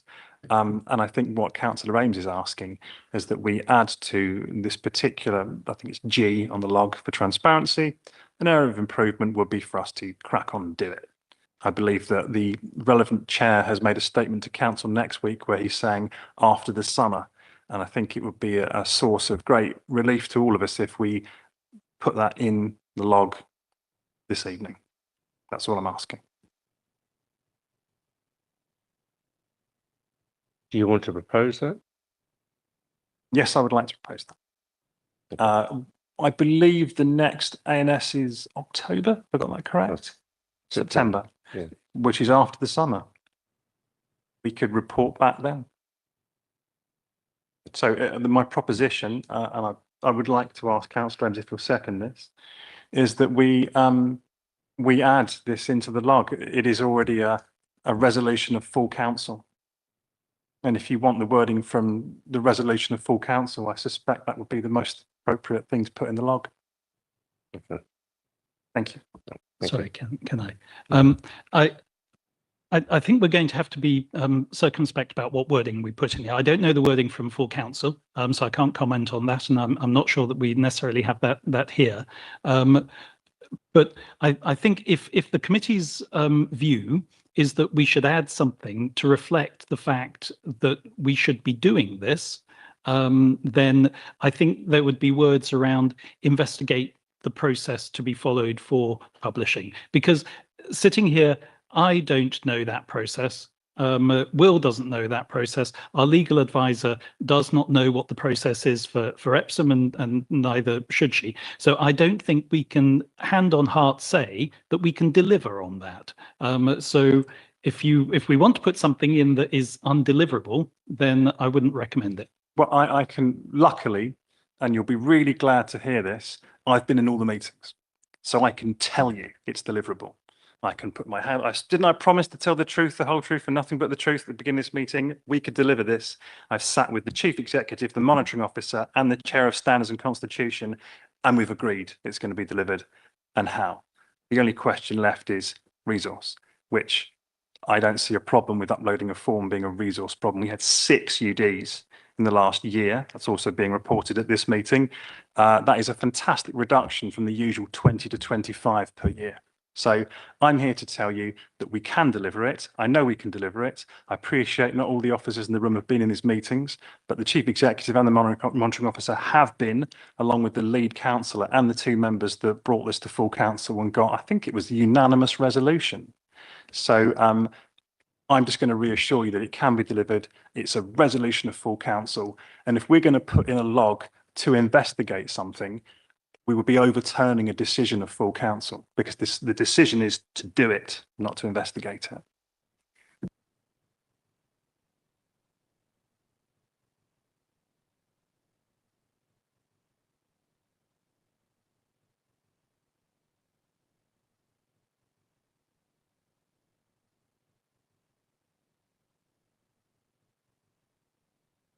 So, so I mean, what this is doing, this governance statement here, is it's identifying areas where we think that there are areas for improvement. So if the committee is saying that we think that this is an area for improvement, we can reflect that. Exactly. I think that was what Councillor Coley was proposing. We're not going to propose a solution. We're going to note it, the absence of a formal process for publishing significant officer decisions as defined by the 2014 regulations, and including the decision as to whether elements of such decisions might be exempt from publication under section 12A, I think it is. That's what we're saying. We're registering a deficit here, because that's exactly, thank you, Mr. Bircher, that's exactly what this form does. That's what we've chosen to do. We're not going to say we have the fix. We're saying we are aware that there's a deficit. There's something we could be doing better. And that's all that this form does. There's probably an action point to be put in later on, but that's all I'm asking.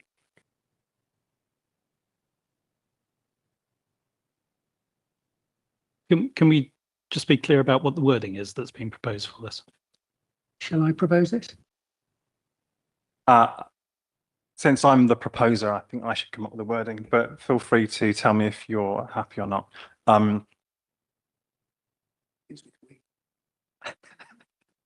It's expressed as a we. Yes.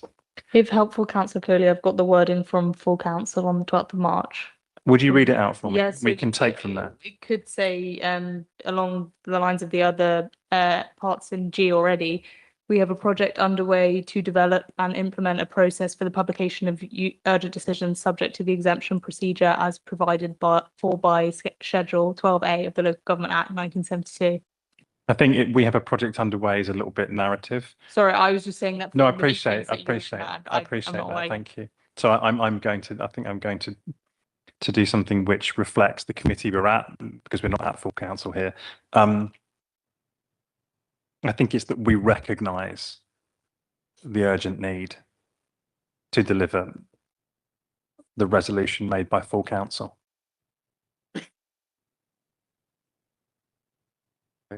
Seconded. Yeah. Yeah. Could we have a vote on it, please? As 4.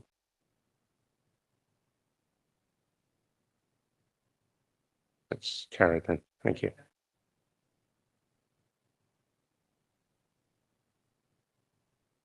Any other comments at all? Okay, so moving on, the committee is asked to approve the 25-26 draft annual governance statement as set out in Appendix 1, prior to it being signed by the Chief Exec and the Chair of the Strategy and Resources Committee.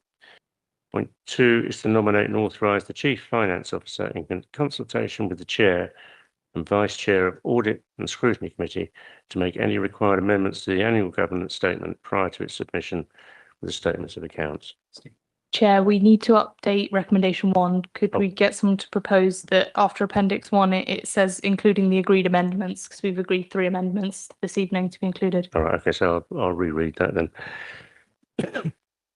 Approve the 2025-26 draft annual governance statement as set out in Appendix 1 with the alterations as requested prior to it being signed. Prior to being signed by the Chief Exec and the Chair of the Strategy and Resources Committee. Okay. Yeah. Can I have all those in favour, please? Okay. So it's passed. Thank you. So I move on to item number 7, which is use of urgent decisions annual report. In accordance. Yeah, we've done the whole lot. Yeah, we did both together. You're happy that we voted on both together? Excuse me, Chair, just I don't know if you did pick this up. Did you do the recommendation 2, the nominate and authorise? You picked up the change, but then did you do the item number 2 to nominate and authorise? Forgive me, you might have done already. I did both together, actually. So do you want me to do separately? No, it wasn't clear to me what was voted on. Yeah. So I thought we just voted on 1 with the change in it. But if you're saying we took both together, that's fine. Yeah, I read both out as seen. Yep. And then I just corrected item 1. Okay. So, okay. Thank you. Thank you. So item 7, which is use of urgent decisions annual report. In accordance with the Council's scheme of delegation to officers, this report sets out urgent decisions taken by officers in consultation with committee chairs for the period 3rd of June 25 to 10th of June 26. This report also includes an Appendix 2, which sets out the process followed by Urgent Decision 158. Please note that questions regarding the UD 158 can only refer to the process of the urgent decision and not the content.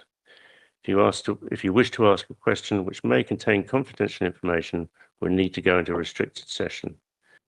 Mr. Bircher will introduce the report. Thank you. I think you've actually covered the summary, Chair, so I don't really have anything to add, but Councillor Coley mentioned earlier that we've gone from 22 to 6 this year, so yeah, we're ready for questions. Councillor Ames.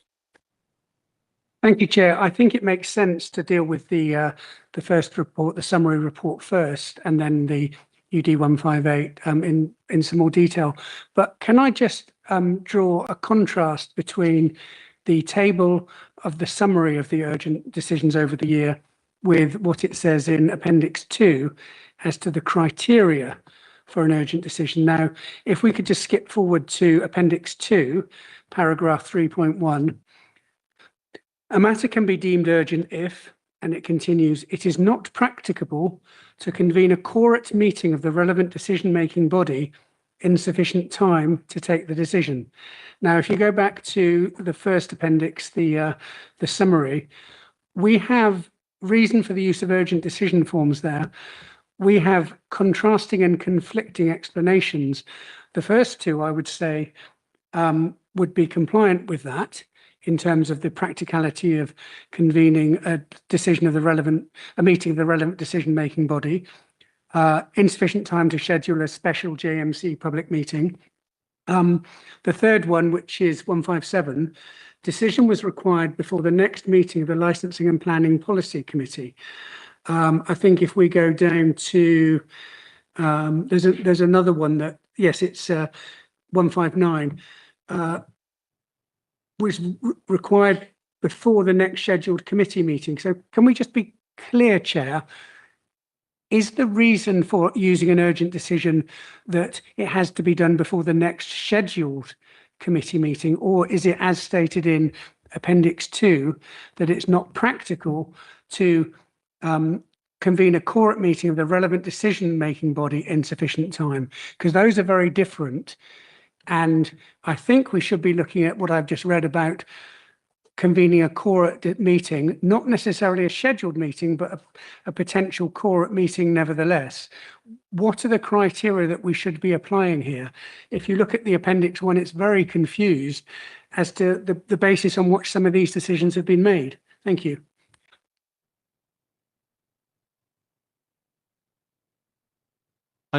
Councillor Ames, I don't think we have the detail here in each one of these urgent decisions. I think you're absolutely right on the first two, because those need to be made almost instantaneously, I dare say. But I think my reading is, as my understanding is, as you read it from the Appendix 2, that it is not practicable to convene a quorum meeting. So the issue as to whether whether we would be able to convene a quorum meeting is probably a matter for the decision maker at the time the decision is taken or not. Councillor Coley. If I could just draw a comparison with our licensing panels, our licensing hearing panels, those are often brought together at short notice by necessity during the day, and there is a call for councillors who are able to attend, and it is perhaps the most ad hoc of our committee arrangements by the nature of the work that's required, and I believe a number of people in this room have served on those hearings panels, and we've been able to do that. It's a panel of only 3, but it might be useful to know that in our constitution the minimum quorum for a committee is 3. So this is something we are able to do at short notice, and I would just suggest that perhaps we struggle to resource the committee system, and sometimes we struggle to get councillors to show up to meetings that are called at short notice, and that may have more to do with why urgent decisions sometimes are used. And I'll just call back to the meeting I mentioned earlier that Councillor Lawrence and I had with Councillor Beckett, Chief Executive in the MO. I brought forward some historic urgent decisions, which do go back a few years. There was one in particular which roused universal laughter in the room. It was a strategy and resources meeting from about 67 years ago, where there was an S&R meeting in the middle of July, and there was a UD a week before it and a UD the week after it, almost as if there was a design not to bring those decisions to that committee. I think we've got past that point, thank God. But it does raise eyebrows when we're not able to put together a quorum meeting, and we are able to operate licensing panels.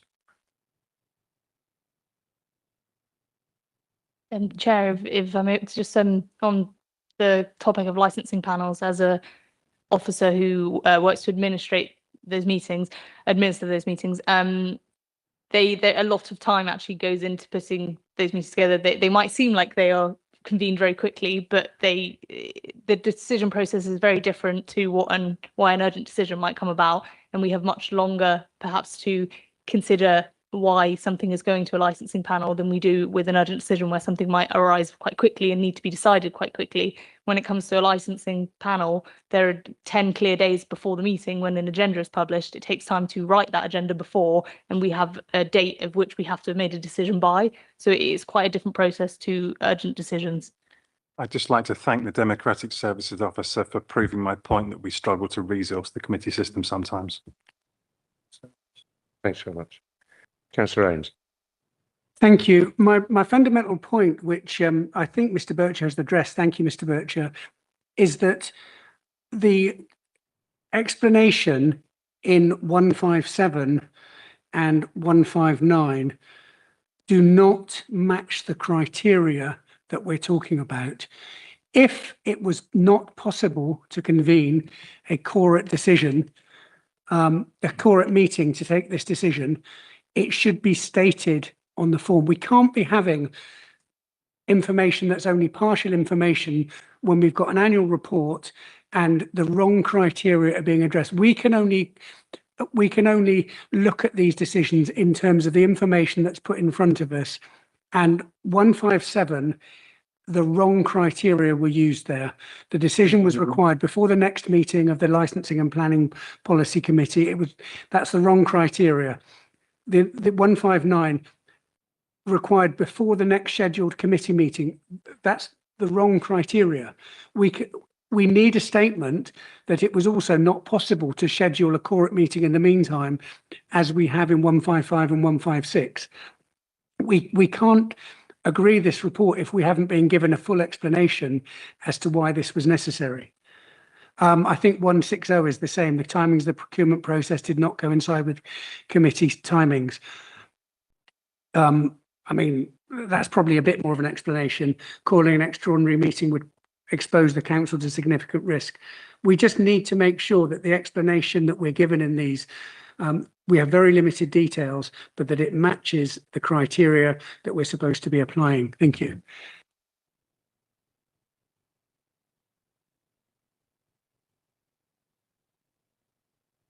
Sorry, Councillor Ames, I agree with you.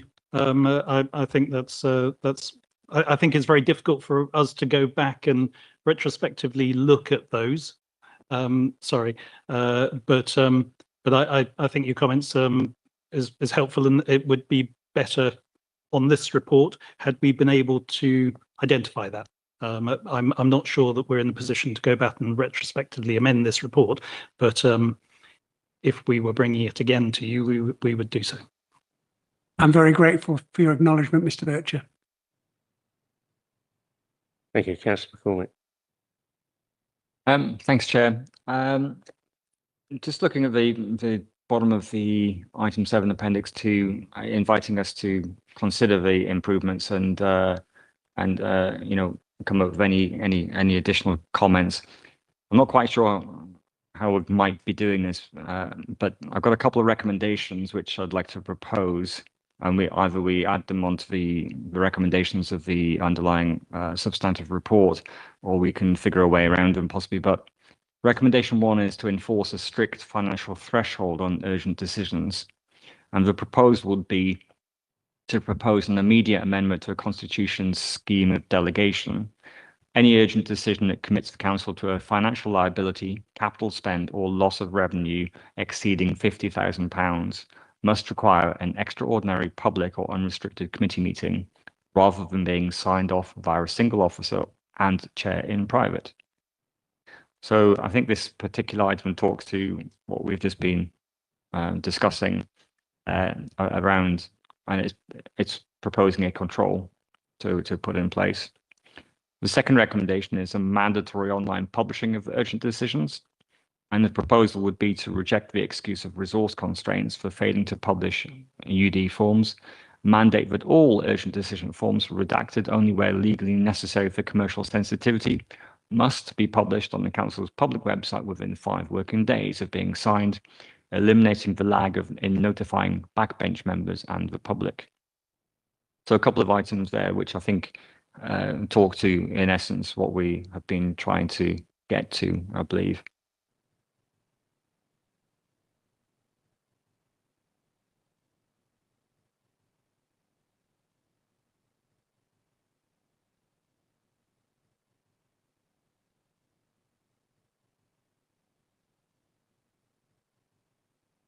Councillor McCormick, I think if you were to make that recommendation, just bearing in mind the terms of reference of the committee, we can't decide that, of course, but I think you could propose that a recommendation is made to the Constitutional Working Standards and Constitutional Working Committee to consider that as part of its work programme when they next meet, or whatever, something along those lines. If that were to be proposed and seconded, then we could do that.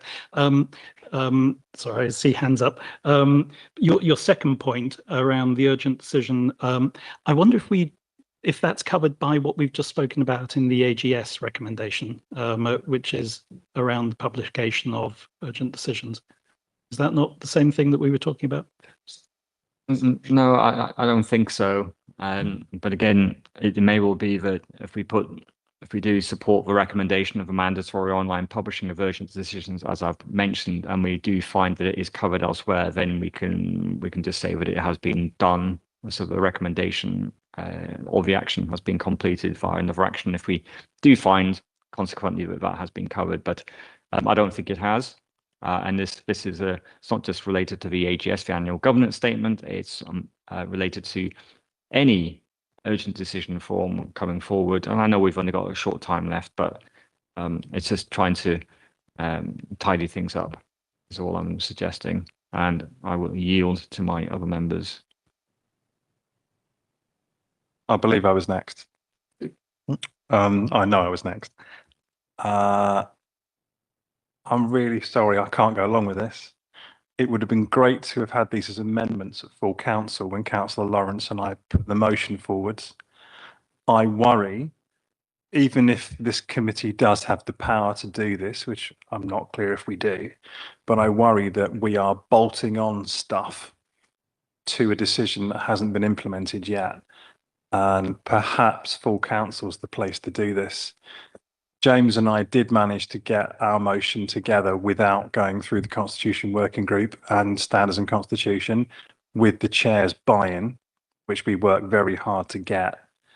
This does feel a bit like coming in through the back door and adding stuff, and I'm worried that it will do damage to the work we've done to get everyone to buy in. I don't think I can vote for this, sorry. Councillor Ames. Thank you, Chair. I think we just had a concession there, but my suggestion would be that the purpose of this scrutiny is to address what happened in the process of reaching this urgent decision and base any recommendations on that. If we were to go ahead with some recommendations, they should be informed by the discussion that we're going to have. I think a lot of us have got quite a few questions about this process, and you know, I'd like to launch into a few, but I think it would be good. The purpose of the scrutiny is to come up with the recommendations, not for the recommendations to inform the scrutiny. We need to do the scrutiny aspect first, Chair, I suggest. Thank you. Councillor Leach. Mr. Chairman, I'm beginning to think that I've suddenly, drifted into a Monty Python film. This council will cease to exist in 8 months. And although I have some sympathy with what is being proposed, this just strikes me as being rearranging the deck chairs on the Titanic. It'll go from here, it'll go to the Standards and Constitution, then it'll come back to council. And, if we're expeditious enough, we might get it passed, before we're abolished. I really can find no enthusiasm for this, although I have some sympathy with what lies behind it.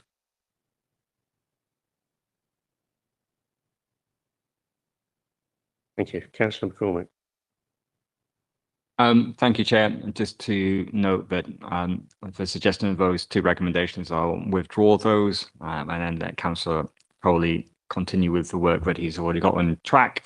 And I'm no way wish to upset any of that work that is currently in progress. Thank you. Any more questions at all, please? Councillor Ames. Yeah, I have a lot of questions about the process, Chair. I hope someone will share answering some of these, because it could fall to me for a long time. I think on the issue of UD 158 being exempt and exempt information with it, it's been publicly stated, it's been stated this evening that it concerned dilapidations at the Rainbow Centre. It was discussed at a meeting of the Strategy and Resources Committee that I attended in January. Councillor Dallin, who signed the urgent decision form, was quite clear about that. We can't put this genie back in the bottle. It's been reported in the public. It's been made the subject of a particular statement tonight, so we can't be coy about it and pretend that we don't know that what UD 158 is about. So we need to be able to just say we know that's what it's about. It's already been said at a committee in this very room. I think I probably sat in this very spot. It was widely reported the next day what went on there. The Epsom Annual Times has been reporting on this for a significant amount of time. The council has answered questions or not answered questions about surveys that were done or not done. Sorry to interrupt. Thank you. This is solely about the process. Exactly. It's not about Yes, specific exactly. items Thank you. Yes. or the decision. Thank you. But we don't need to be coy about what it's about, is my point. Yes, Chair. I'm going to question both the reasons for this decision being taken in the way that it was, and the reasons for this being taken as an urgent decision in terms of the information that we've got on the report that's before us. My first question, which we've already touched on a little bit, and Mr. Birch has been kind enough to engage in some correspondence with me about this, concerns the issue of the form itself being allegedly exempt from publication. The report states that the Chief Executive confirmed that she, as proper officer, made the decision that this matter should be exempt. And of course, there was a statutory obligation to publish the document, albeit that some information within it might be exempt. So I understand from various sources, including Mr. Birch, there appears to be no written record of the Chief Executive taking such a decision, although this hasn't been stated directly. Mr. Birch has explained that minutes of strategic leadership team are internal meeting notes and include agreed actions, and the Chief Executive's approval for a document being exempt is in the form of agreement that it will be exempt. So we can therefore assume, I believe, that had such an agreed action been taken by the Chief Executive at an SLT meeting, it would have been recorded as such. I don't believe there is any such record. So there are two questions here. Did this happen in the way that has been described, firstly? And if so, why is there no written record of this decision having been taken? And is that an acceptable way for a council to behave, to take a statutory decision without making any record of it? I'd add a question along, which I think Mr. Birch has hinted at. Is there a record of a meeting, an SLT meeting, that was chaired by the Deputy Chief Executive, at which it was agreed that the urgent decision would be exempt? Do we have any record of anyone putting in writing or articulating at a meeting that was subsequently recorded that this urgent decision would be exempt from publication? Thank you.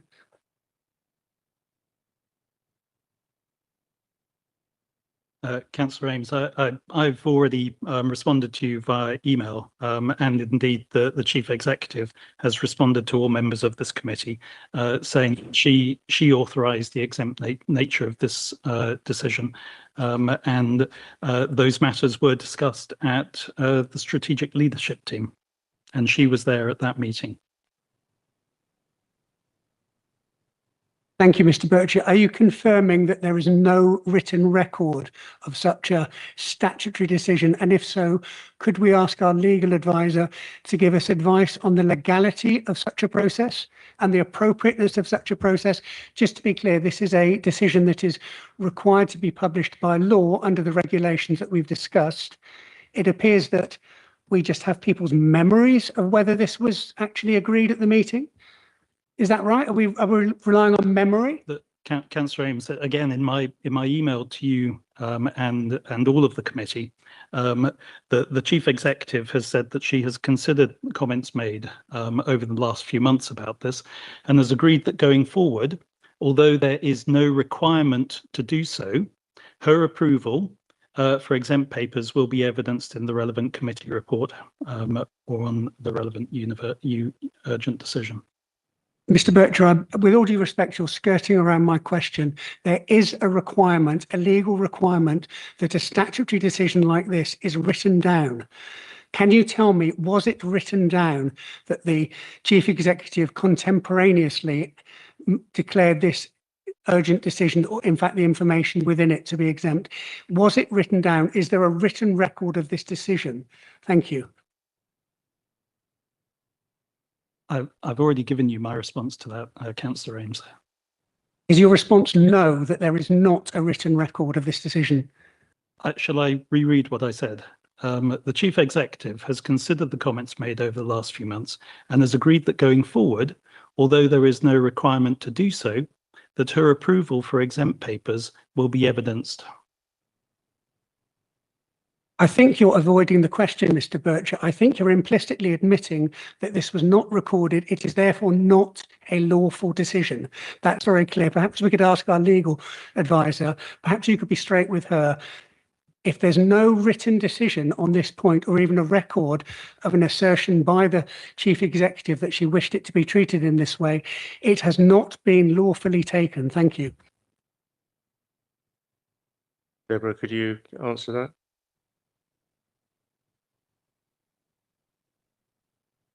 We're on mute. Sorry. It's obviously difficult for me without having seen the record of the decision. However, one would usually expect it does not need to be in writing that you have taken that decision. You do need, however, to have considered certain things. If you want to make a decision that you would say is exempt, you obviously, not only does it fit one of the Schedule 12A categories, you would also consider the public interest test as well, as members discussed earlier.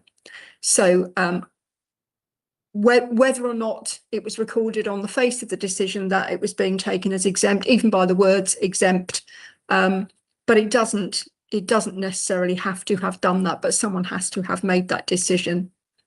And clearly it would be good practice, as your chief executive has said, she will ensure for the future that it is recorded and her name as proper officer is against that decision. Thank you. Tony, you had your hand up. Councillor Proud.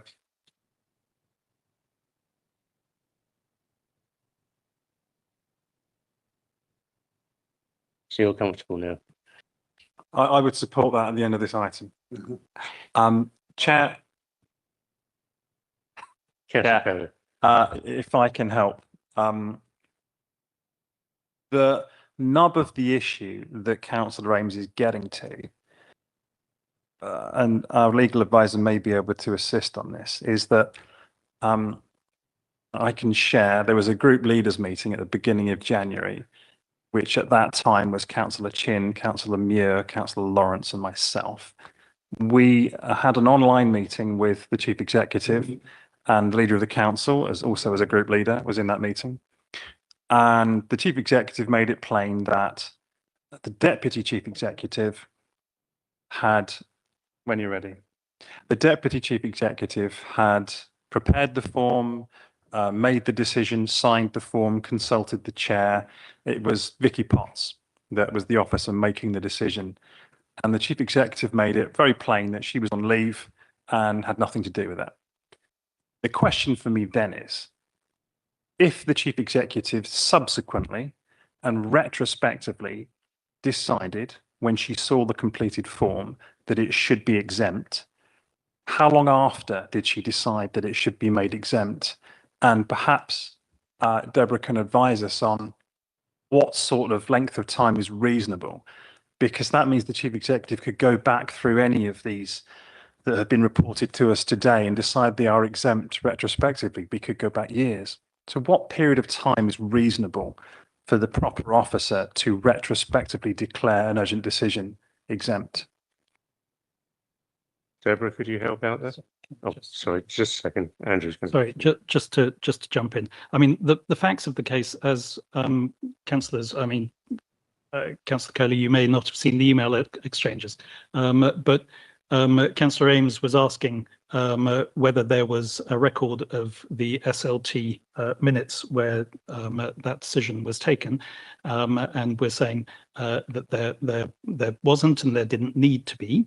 But the point is, we were SLT strategic leadership team were talking about this matter, and Jackie, as the proper officer, was in those meetings and was fully aware of the issue and was fully aware of the confidential and sensitive nature of the issue, and was fully assured that the matter should be treated as an exempt item.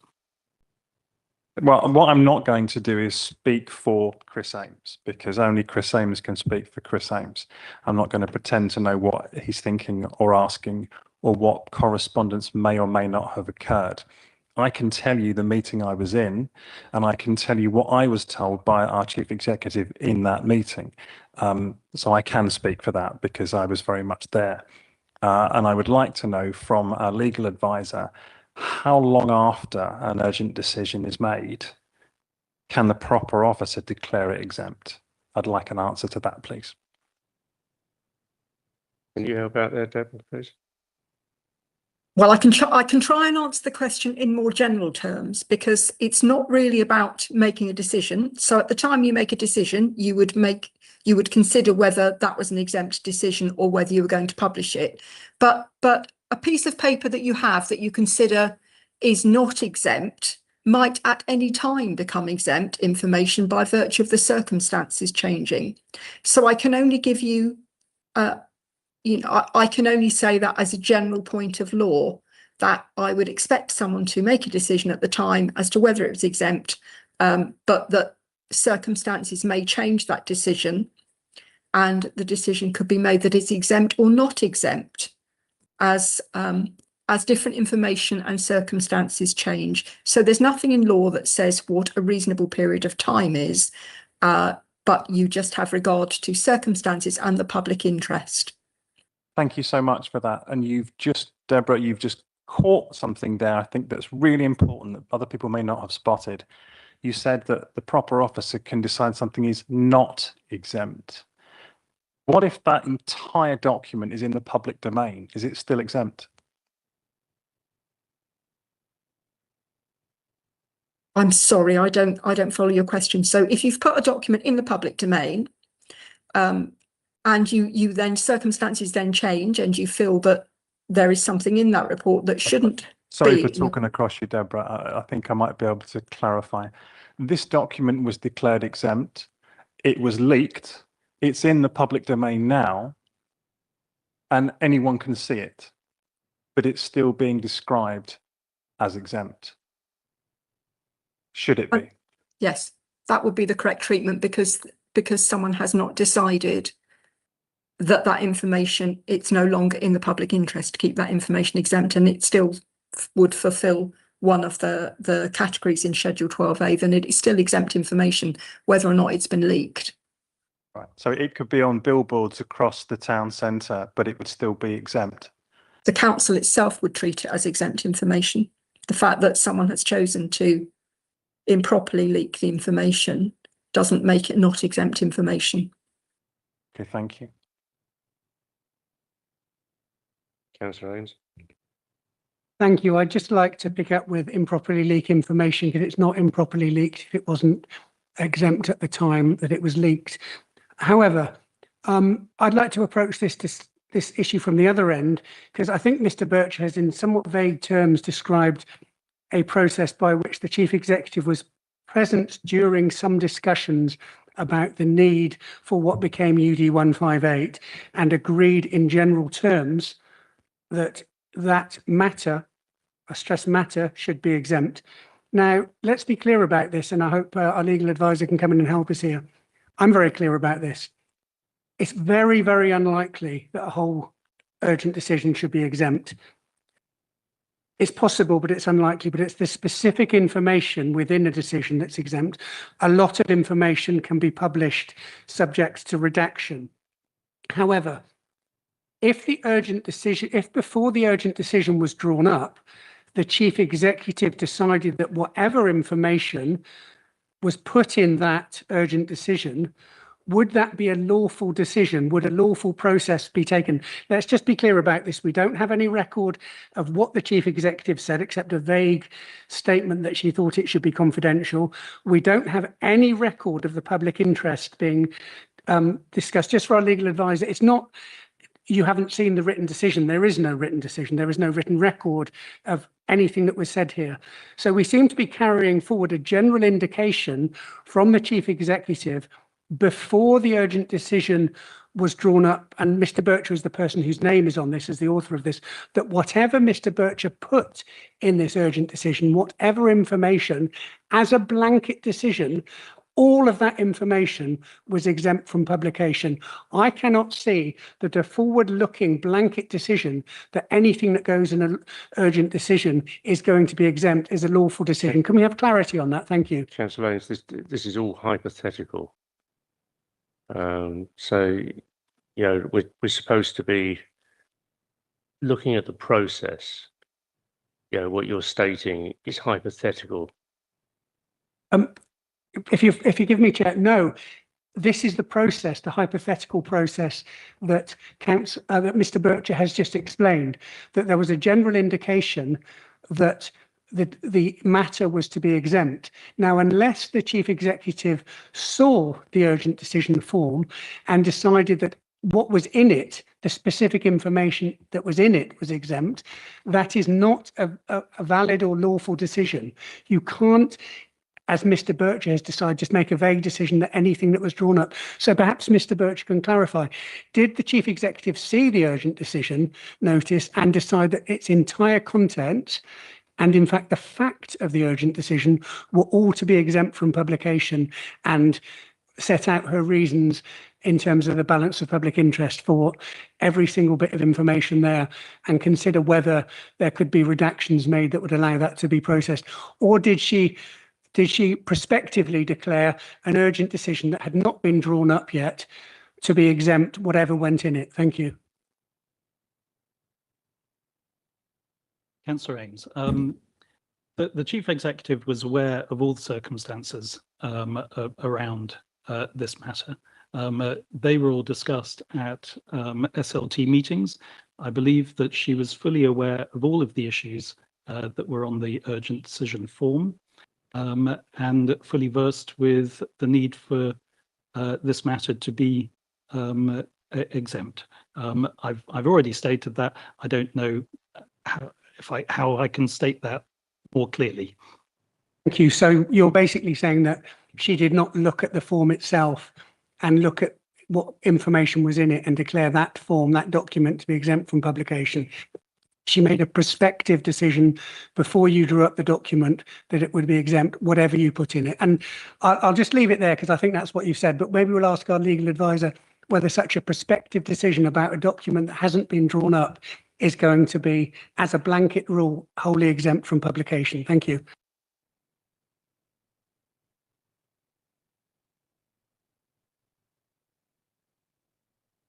Deborah, could you answer this hypothetical question, please? Chair, it's clearly not appropriate for me to be drawn into the specifics of processes at Epsom and Ewell. So I can give you a general, my general response would be, you should seek to put as much in the public domain as is reasonable and practical, and you can use redaction as a way of putting more into the public domain. However, it is for officers themselves to consider what they think it is appropriate to put in the public domain, having regard to the tests of exempt information and public interest. Thank you. I think we'll treat that as a no. It's not lawful to prospectively declare the whole of a document exempt before it's drawn up. Thank you. Councillor Coley. Thanks. I think we've talked quite a bit about urgency, calling committee decisions, when exemptions happen. I lament the sofa style of governance around this, that the chief executive would be kind of on the periphery, knowing something was being discussed, something is happening, and for weeks in advance would be saying, well, when this something becomes an official form, it will be exempt.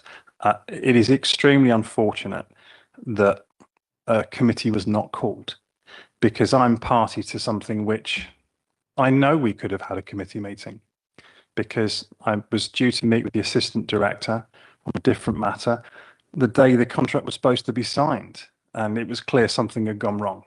I won't go into that because it's not fair to talk about that sort of stuff publicly, but it was clear something had gone wrong. And this was September, I think. And it was clear something would need to be done about that. At that point, it could have been decided that a committee meeting would be needed at some point in the next 3 months. And instead, an urgent decision was signed. And the problem we have is that that didn't happen. The chief executive, sorry, is there a problem? Yeah, could we talk about the process and not actually UD? So the process here is a committee meeting should have been organised. It should have been scheduled. It wasn't scheduled. Instead, there was quite a long delay, lots of conversations with SLT and councillors in the majority group.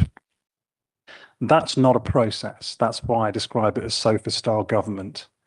What should have happened is it was apparent on the day the contract was supposed to be signed that a committee meeting would be needed to solve a problem. Instead, what happened was a lot of talking behind closed doors. That's not a proper process. What exacerbates that is that this particular urgent decision in its infancy went to the RA group meeting. So RA councillors in early December were shown the issue a full 4 weeks before opposition councillors saw it. So those councillors were given a privileged access to information that other councillors were not able to see. That's also, as I described, a kind of sofa style of governance. This whole business, this whole process could have been dealt with by acknowledging the need for a special committee meeting and doing it in that way. And this urgent decision would not have been needed. It could have been an exempt session. It could have been an exempt S&R, as we had 2 days ago with regards to our investment property company. But a decision someone was made not to do this at a committee meeting and to have the deputy chief executive sign it all off and the chief executive then make it exempt. And that's the problem with the process. We didn't use the committee system to do it. It was done through a form. That's the problem. Thank you. I think we need to sort of draw this to an end. I would strongly Yep. disagree. We've Councillor Coley has raised a very important issue. There are 2 questions here.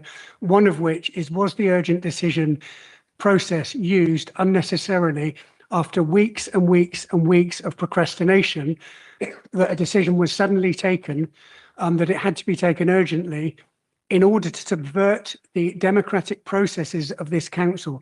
I think everybody knows that's what happened. It was discussed as an urgent decision to avoid this going to council. Now, we had a discussion at the committee. We had a discussion earlier where we discussed the criteria which are set out in Appendix 2, which describe not practicable to convene a quorum meeting of the relevant decision-making body in sufficient time to make the decision. I think we're probably talking about mid-November in this circumstance. The explanation before us is the next scheduled meeting of the Strategy and Resources Committee was not until the 27th of January 2026. Chair, you know as well as I do, that's irrelevant. We've just discussed this. What matters is, could a quorum meeting of the relevant decision-making body be brought forward to take this decision? It clearly could have done. We've talked about we've no explanation as to why this decision had to be taken on the 17th of December, but we do know that the matter was discussed with the chief executive at strategic leadership teams, plural meetings prior to the decision being taken. We don't have any explanation of that. The issue appears to have risen as soon as the new operator took over the Rainbow Centre, and that the decision is taken as a result of many weeks' conversation with stakeholders. It's blindingly obvious to anyone who knows the history of this, who looks at the date on this, who looks at what Councillor Coley has just described, who looks at the report before us, that this was deliberately posed as an urgent decision with a short time scale in order not to put it before a committee, and that's subverting the decision, that the democratic processes of this council were subverted by putting this forward as an urgent decision. It's clear that the wrong criteria were applied again, as we discussed just now. It's not about when the next meeting of the Strategy and Resources could have taken place. It's whether a quorum decision, the quorum meeting of the decision-making body could have taken place. We know that could have happened. We know a decision was taken to do this by urgent decision in order not to put it before a committee. If anybody would like to just disprove that, given the timescale, if anyone would like to explain why a decision was needed on the 17th of December, that would be a start. But the timescales were artificially managed in this process in order to make it look as if an urgent decision was needed when it clearly could have been put before a quorum meeting of the committee, that there was plenty of time to convene. Thank you. No, I mean, obviously we can't answer it here because, yeah, we've got the facilities. But yeah, I think if you want to write your question down, email it and we'll come back to you, because it's almost as if we're going round and round in circles. We're beginning to now. I appreciate what you're all saying, but we need to draw this to an end. Councillor Coe. If I can make a closer motion, then I would suggest that the reason we are going round in circles is a reluctance to accept a version of events, and that the process that was used, and I've used the word sofa style governance previously, was to do this discreetly, to do this privately, to have officers discuss amongst themselves what they thought best to do, to negotiate with providers if they would accept that, for the lead members to be bought into that, and for those lead members to then bring the RA group into that to get a majority vote. And then the form was drawn up, and then opposition councillors were allowed to see it, and then it was published. That's, to me, not a proper process. And that's the problem we have here. If there were an acceptance that that is what happened, it's not proper, and it should never happen again, we could say goodnight to this subject. I mean, obviously, you know, we haven't got the people here to answer directly. So, you know, as I suggest, if you've got any more questions, then I think they just need to be emailed out, and we will get some answers for you. Councillor Ains, this has got to be drawn to a close now. Thank you. This is just one more issue to raise, and then I promise I'll leave it there. I've got a whole list of questions. It seems that this meeting has not been set up to facilitate the scrutiny that's needed here. We've got a lot of obfuscation. I think we could have done this a lot quicker if we'd had direct answers to direct questions, but that's not something that usually happens in this committee. Can we just be clear? Perhaps Mr. Birchie could be clear here, because we've got different versions of events. What's needed to be decided urgently? Was it to give permission to the Section 151 officer to negotiate? Was it to initiate negotiations? Was it to progress negotiations? I'm sure you know we've had different versions. Was it to conclude negotiations? We know, because it was said in January, that these negotiations were not concluded by the Strategy and Resources Committee that I attended in January. It appears that this whole setup was just done.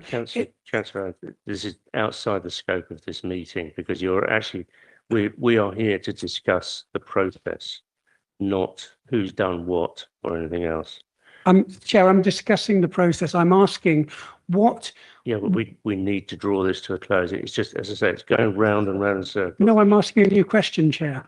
Why have we got a changing version of what the Section 151 officer was authorised to do? We can't give you answers here because we haven't got the people here.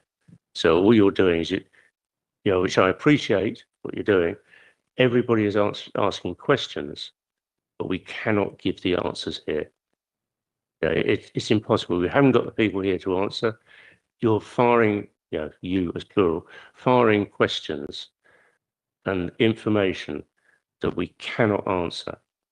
And it's just going on and on. If you have any questions, email them over.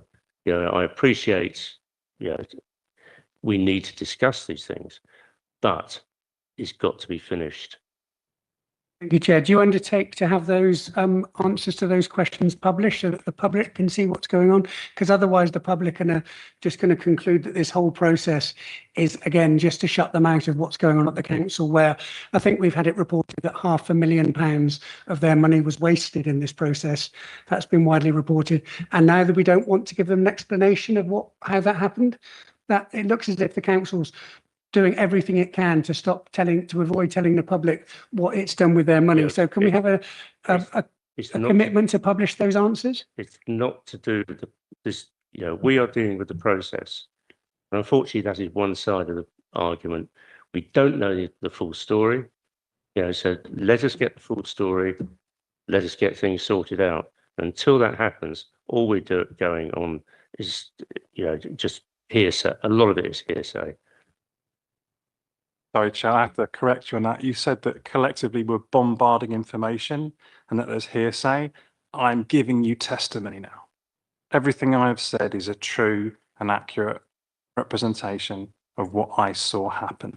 The recommendation, or rather the final point in this report says, It invites members of this committee to consider and recommend improvements to the urgent decision. That's what I've put forward. I've described the facts as I understand them to the best of my knowledge and as truthfully as I'm able to with all the information I have at my disposal. And I've said we should accept this should never happen again. That's my recommendation.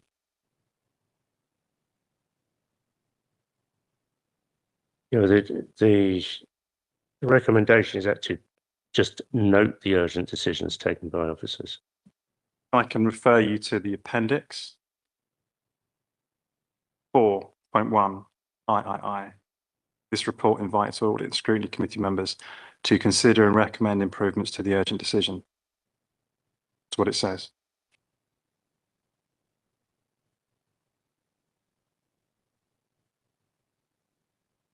That's the invitation I'm accepting.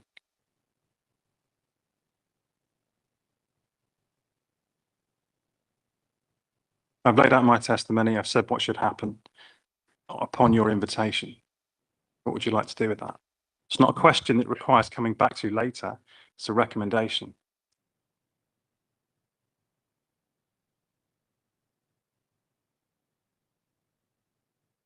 Yeah, Councillor Ames, that is part of the audit and scrutiny.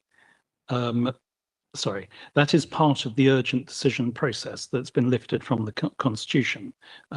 So I recognise that that part of what we're asking the scrutiny function to do is to make recommended improvements for the future about the process.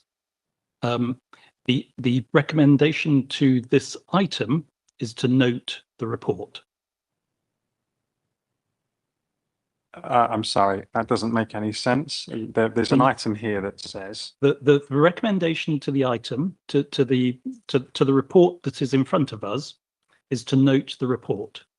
that's So not on what I'm page- saying. I'm afraid you're talking about something else. That's not what I'm talking about. I know, and then on page 118 of the pack, I see that you've got 4.3 that is talking about in the process that says when we're scrutinising decisions, then the scrutiny body can recommend improvements to the process.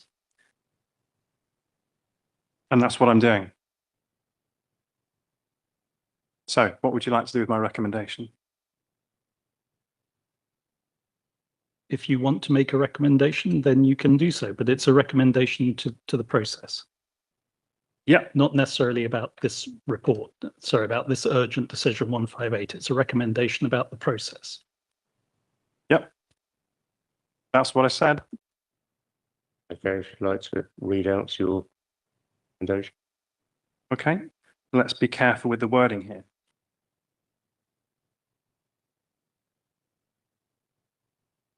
When a problem of this significance is known,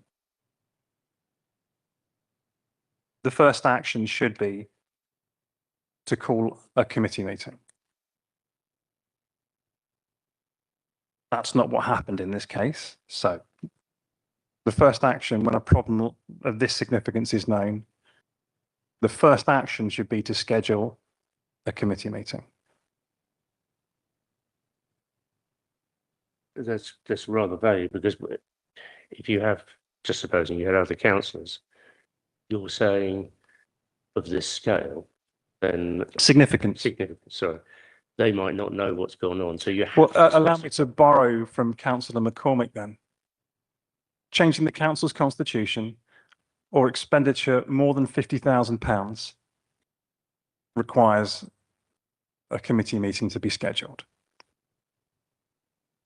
This was clearly not urgent because the time that elapsed from knowing about the problem to producing an urgent decision was months. And I sympathise, there was a lot of sensitive negotiation involved in that intervening period. But that doesn't mean that a process that involves scheduling a committee could not have happened. So the first action, when an issue of this significance, changing the council constitution, for example, or expenditure of greater than £50,000, first action should be to schedule a committee meeting. Right, so we've got the 50,000, as I say, the other part is rather vague. So Changing the council's constitution. I think you'll find that the external auditors made a specific point about that as a product of the CPC, the LGA did, that we did not report that. So can I say, is what you're saying is that this committee wants to make a recommendation to the Standards and Constitution Committee that the council's urgent decision process should be reviewed, and that in the instance where an urgent decision is required for a decision of more than £50,000, a committee meeting must be called. I've used my wording. I'm not going to have my wording amended. And Okay, I'd like well, if we're going to propose wording, then we need wording. I just did. And I'd like to refer to Councillor Leach's Monty Python comment about taking this to Standards and Constitution. This is not a can to kick down the road. We do have just 8 months left. If this were to happen again, that would be an absolute disaster and a travesty. So I've been invited to make a recommendation. I think I've said it 3 or 4 times out loud. We're being recorded. I think the wording's good, and that's what I'd like to go with.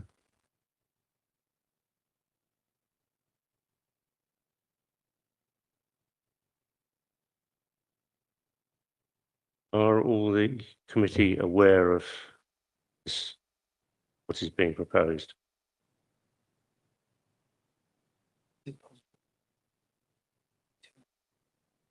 Phoebe, could you read it?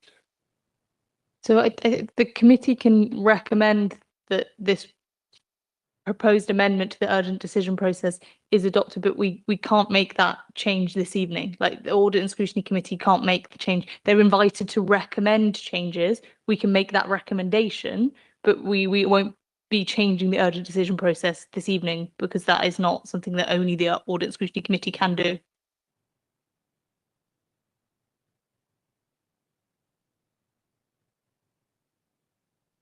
I wouldn't feel comfortable saying Councillor Coley's words. I would feel more comfortable if he said his words again.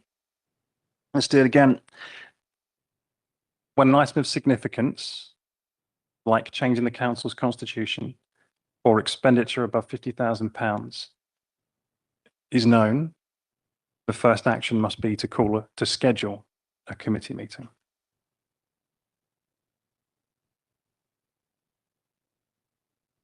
Councillor Ames. Thank you, Chair. I think we might be able to move to a vote on that. Can I just be clear as just a point of order within this discussion? We need to go back and, as Mr. Bircher has so clearly said, we need to vote on recommendation 1 as is set out in the report, the main covering report. We can add this as a recommendation arising from the report on section 158 on urgent decision 158. But before we vote on that, I would like also to propose an amendment to recommendation 1. And I would like just to leave it there, but just make sure that I'm able to come back and propose an amendment to the main recommendation before we take the recommendations as a whole. Thank you, Chair. Councillor Coley, have you got a seconder? I'd rather that we didn't mix this up with Councillor Coley's, but just to say, after we've discussed that, I would like to propose, and I'm sure I'll have a seconder when I say it. Yeah, Councillor Coley's just asked to just propose something. Yes. So I'm asking if he's got. Oh, sorry, Chair. Thank you. So could we take a vote on that, please? All those in favour? Any against? Abstain? Could I just make the point that if you leave the room during an item, you can't vote, but it's carried anyway. Can I just ask, where is that recommendation going? Because you've made that recommendation, but that won't be adopted this evening. So you said you don't want it to go to Standards and Constitution. Where would you like it to go? Well, I didn't draw up this report. I'm accepting an invitation to make a recommendation. Please invite the chair to tell us what he would like to do.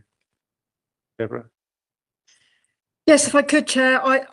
Your constitution is very clear that any changes to the constitution, which this would be, would have to go through Standards and Constitution Committee. Except if I may, Deborah, Thank you. we did have a change to the council's constitution that did not go to standards and constitution on urgent decisions. That we've just discussed that recently. There was a motion to full council. So that actually didn't happen with that motion to full council. It went directly to the parent committee. Yeah, yes, you're quite right. If your constitution allows it, you can put a motion on your full council agenda instead. So this could just go direct to full council. Is that correct? I think what I'm saying to you is if you want to put a motion on your full council agenda and the motion fits within your council's criteria, then you could do that without this committee agreeing So it's a recommendation from committee to full council then? No, I'm not saying that. The recommendation from this committee would go to the Standards and Constitution Committee. However, all members have the opportunity under the Constitution to put a motion on the full council agenda. Okay, so I guess we're just not clear what we're being asked to do in this pack, and that's why we are where we are.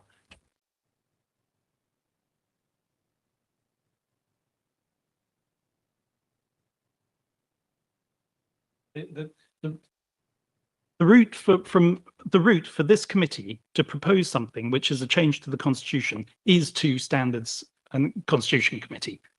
And as Deborah has just said, anyone can take a motion to council, but if we want to make a recommendation, our recommendation should be to Standards and Constitution Committee. Agreed. I think the next meeting is in September, so let's do that. Thank you. I'm just clarity, because it's not clear in the report what you'd like to happen. So thank you. Councillor Ames. Thank you, Chair. I'm just going to have to declare an interest that I'm a member of the Standards and Constitution Committee. So if it's going to there, I'm just going to lay that out there and say I'm a member of that committee. Thank you. Thank you. So we read it now. Thank you. Press the motion. I think Councillor Ames one.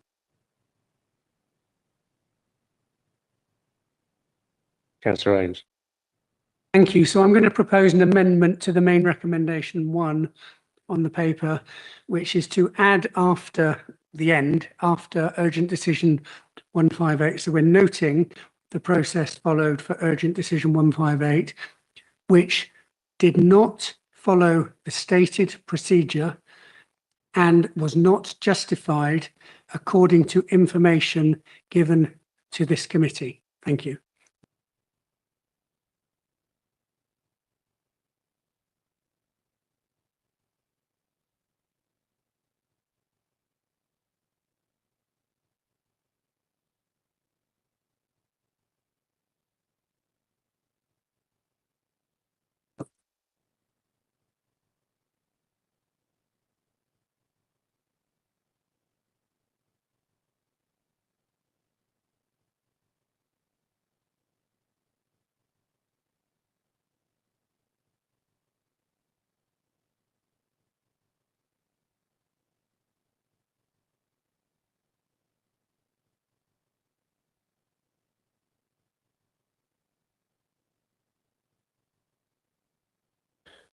Councillor Ames, the trouble is that this is stating that the process was followed for the urgent decision.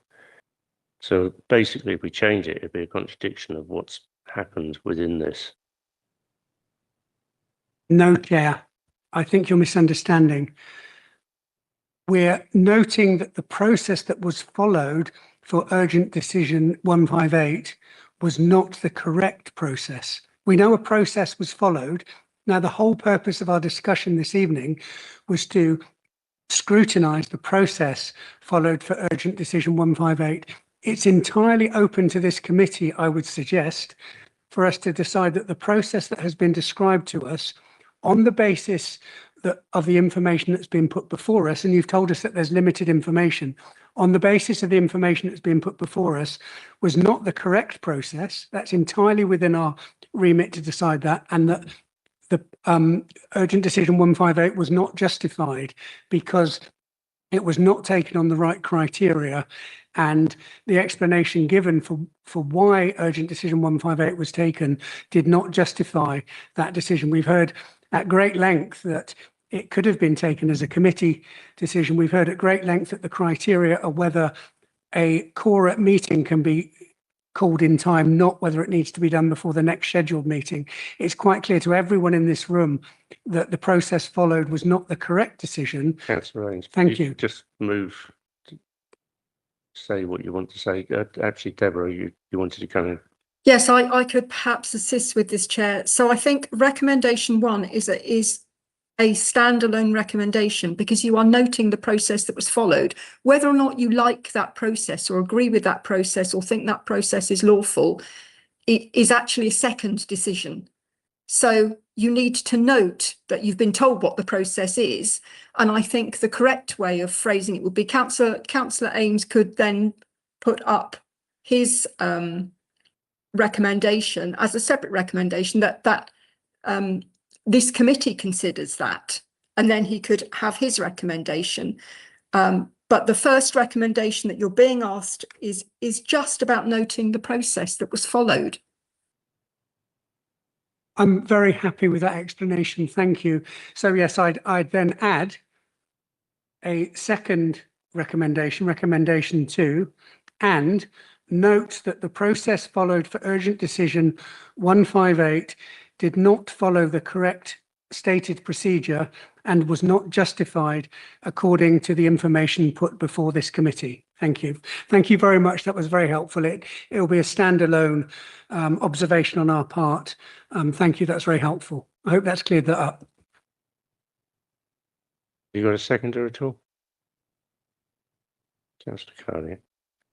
We'll take a vote on it, please. Those for? Those against?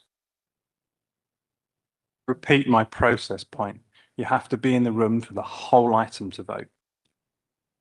Excuse me, Councillor Coley, if I might interject here, Mr. Chair. I should just say I waited until Chris had stopped speaking and I left the room. There was an opportunity for Chris to stop speaking and wait till I come back. I would also say that it's what must it be about 25, 26 degrees in here, above the working recommended temperature. We've been sitting here 2 hours. I've got issues with my bladder. If you want to make an issue of it, Mr. Coley, Councillor Coley, sorry, then do so. But it's on a par with what we were seeing last night with the Argentines, the dirty tricks. So you keep carrying on. Chair, if I might, I'm sorry, Councillor Fowler, that's not in order. I'm making a procedural point. I'm desperate to go to the toilet. I'm too hot. It was actually carried. So let's You know, leave it where it is. I don't think there's dirty tricks isn't fair. That's not what I'm doing here. I'm making a procedural point. I made it earlier. It's not against you or Councillor Leach. Right. So Yeah, my apologies if I've offended you. That's not my just intention. Finish it. We'll move on to the next. thank you, vote. Chair. I'm happy. Right. So we move on to the vote. So item 1, note the urgent decisions taken by officers in consultation with relevant committee chairs recorded using recent decision forms from the 3rd of July 25 to the 10th of June 26. And the process followed for urgent decision 158. All those in favour, please.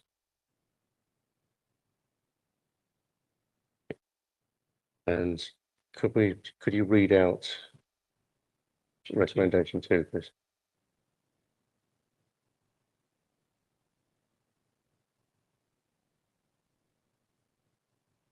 We voted on it being included. Yes.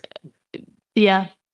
So because if you want to vote on Councillor Ames's recommendation, we'd also need to vote on Councillor Coley's because technically there's 3 now. So Councillor Coley proposed the second recommendation and Councillor Ames proposed the third recommendation.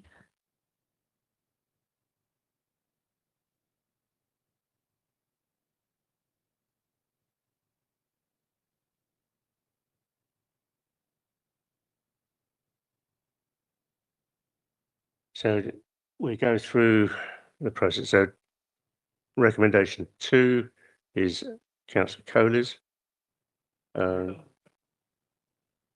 May I assist? I believe we voted on my amendment, on Councillor Ames' amendment. It's now the substantive item that we're voting on, the whole thing together, if I've got that correctly.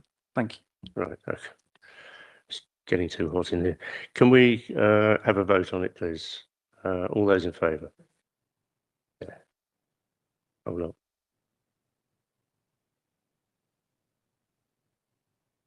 Those against? Sorry. Abstentions. Thank you. Right, so we move on to the break.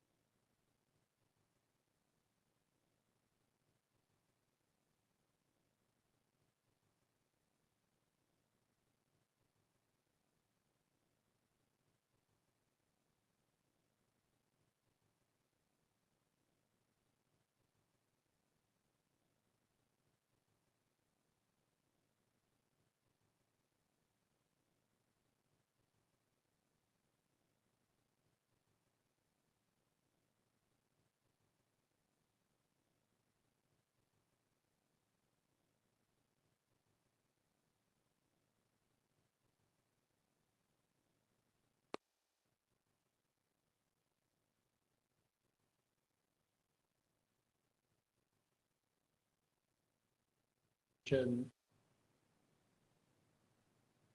to the.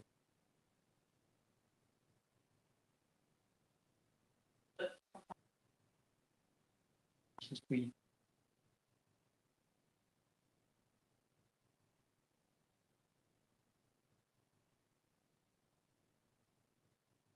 Would you all like a 5-minute comfort break? Okay. Yes, please, Chair. Thank you. Just a very short one. Very Thank you, short. Chair. Very short.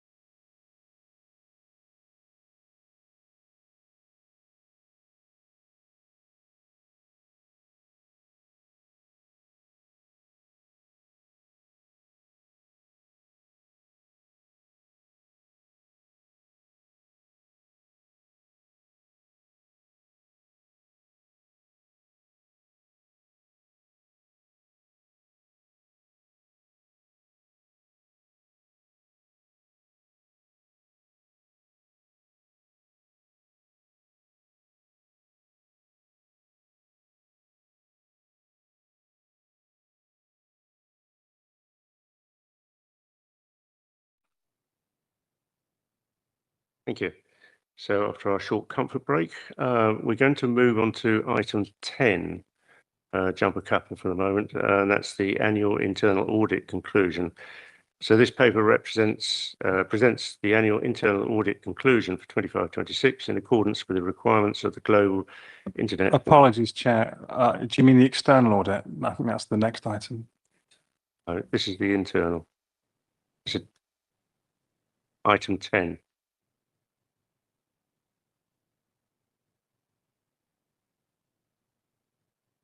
Are we changing the order of the agenda? Yeah, just We say are. that. So sorry, missed that. Yeah. So News is Councillor Froud can now join us, so I haven't got to say anything more. yeah. Just explain.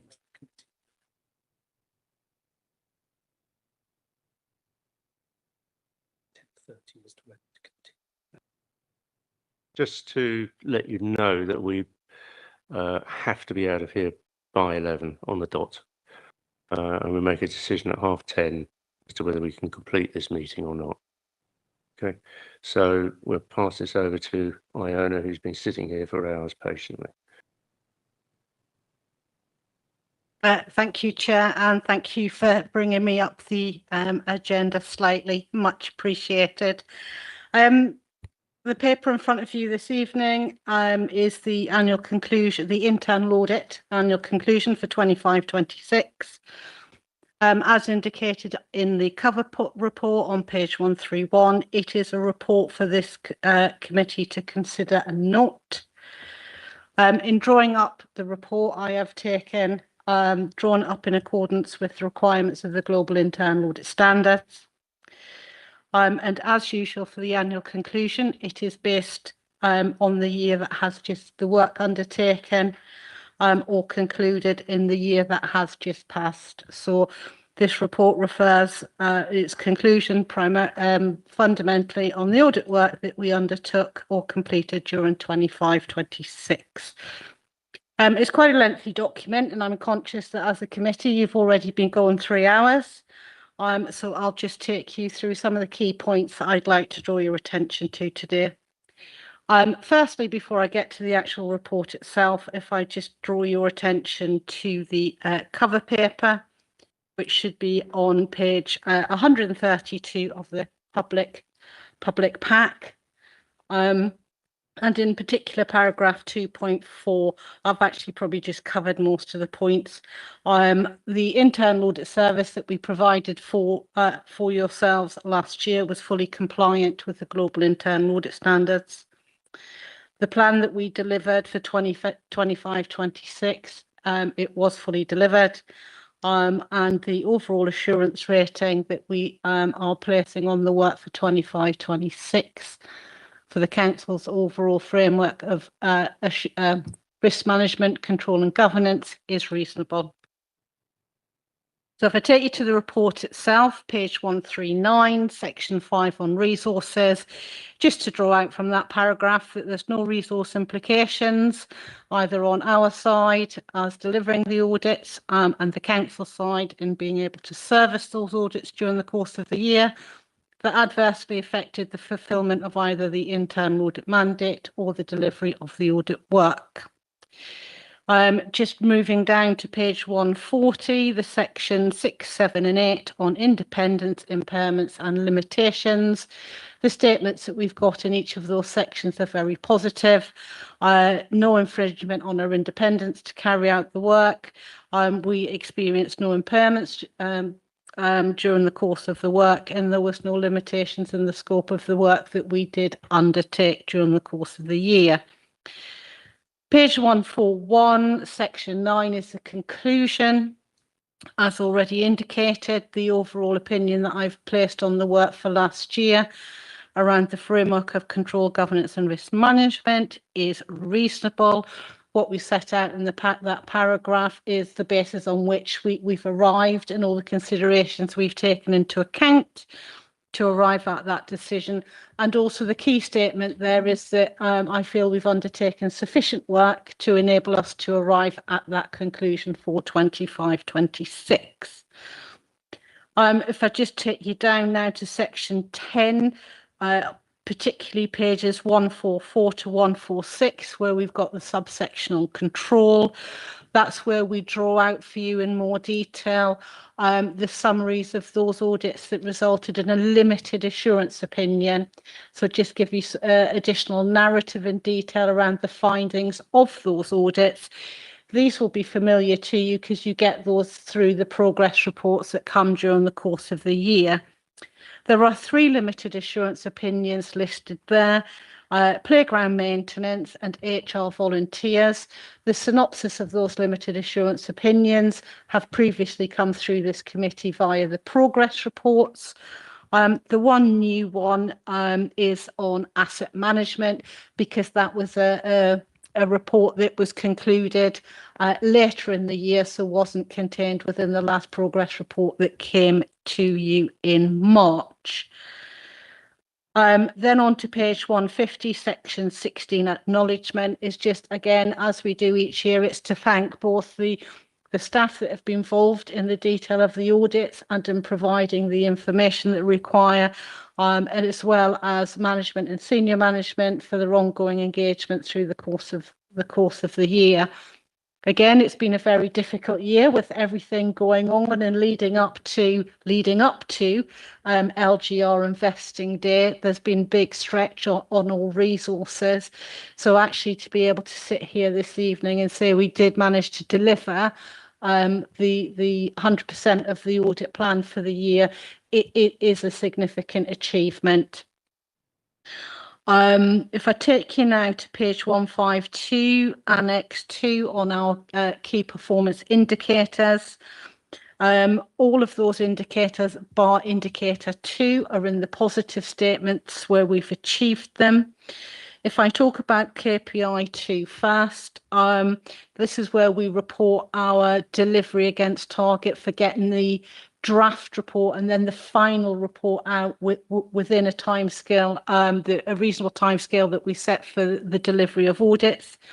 We didn't achieve that during the year, but as we've indicated through the progress reports, I think that probably came last September and November, we did indicate to committee that ourselves we had some stretch on our resources, and whereas we were confident that we would still deliver the plan, there would be some individual slippage through quarters 2 and 3 on actually delivering those audits to timescale.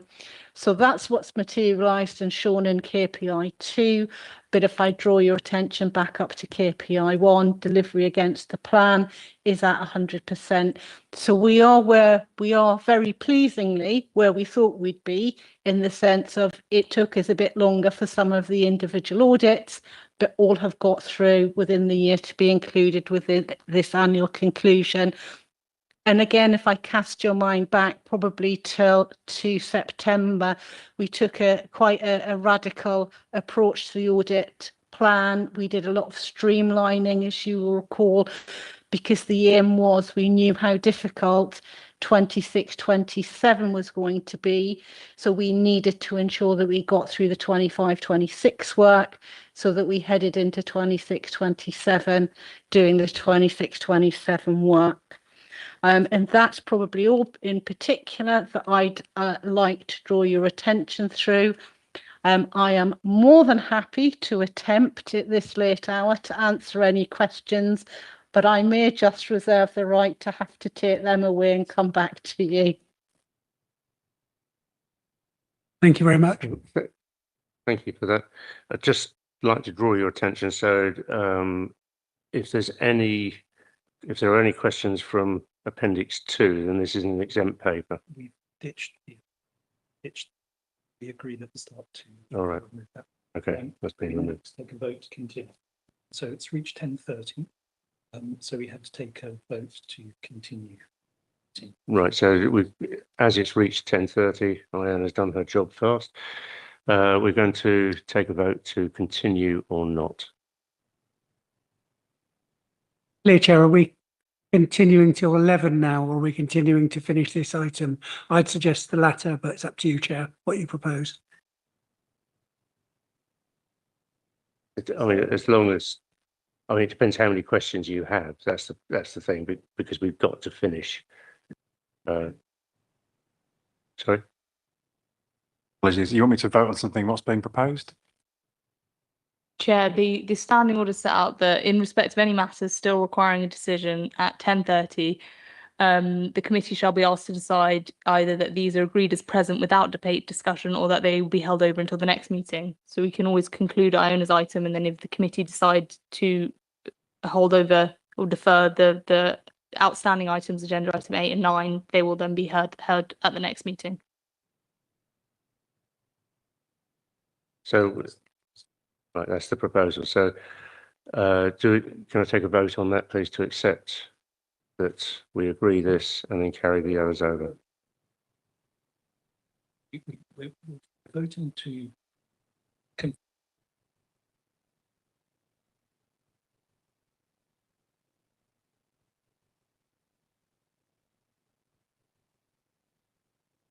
Yeah, so we're agreeing on Iona's report. No, we're not agreeing on it. No. We're agreeing to continue Iona's report to sorry. a conclusion. So, Yes. so we finalise Iona's report and then pass the other two over, the other two reports, 8 and 9. So could I have your agreement on that, please? All those in favour? Thank you. That's carried. Thank you, Chair. That's excellent. Thank you. So if are there any questions for Iona at all, please? Councillor Cormick. Thank you. I'm being told not to ask questions, but there we go. I do have questions, I'm afraid. So out of the 16 formal audits conducted in 25-26, 4 received a limited assurance opinion: the playground maintenance and the HR use of volunteers, asset management, leased properties, and there's an item there which we can't talk about. Means that 25% of all audited areas have significant control gaps and weaknesses or non-compliance.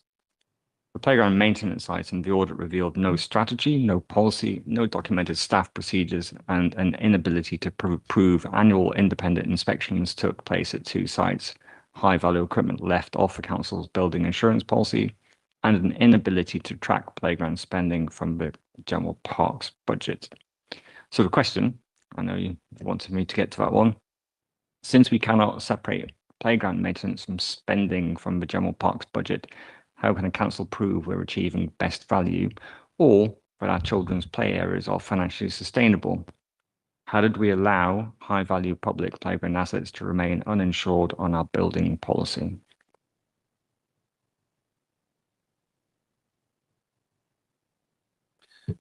It's a rather difficult question to answer, Councillor McCormick, because it's looking back at how did things happen. The auditors go in and tell us what needs to be addressed with the current way that the service is operated, and it identified a number of issues around training databases and around recording schedule of inspections, etc., which were things that we needed to do. Now, I've had assurance from the head of service who runs that, is that we have now updated our playground inspection and maintenance policy, and that was ratified by Environment Committee in January 25, and the training database has been updated, and this triggers when training is due. One of the other recommendations from the audit was to write a playground strategy. We have, with discussion with internal audit and with the strategic leadership team, agreed that that's not something that we want to progress, given LGR and the length of time it would take to write a playground strategy. We would not conclude that by the time Epsom and Ewell no longer exists.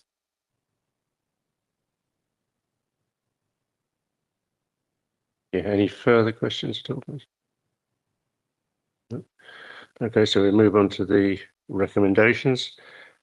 So the committee is asked to consider and note the annual audits, annual internal audit conclusion 25-26. All those in favour, please. Those against? So, thank you, that's carried. Thank you. So now it's, what was it, 22:36. I'll draw this meeting to a close and we'll move items 8 and 9 to the next committee meeting. Thank you very much.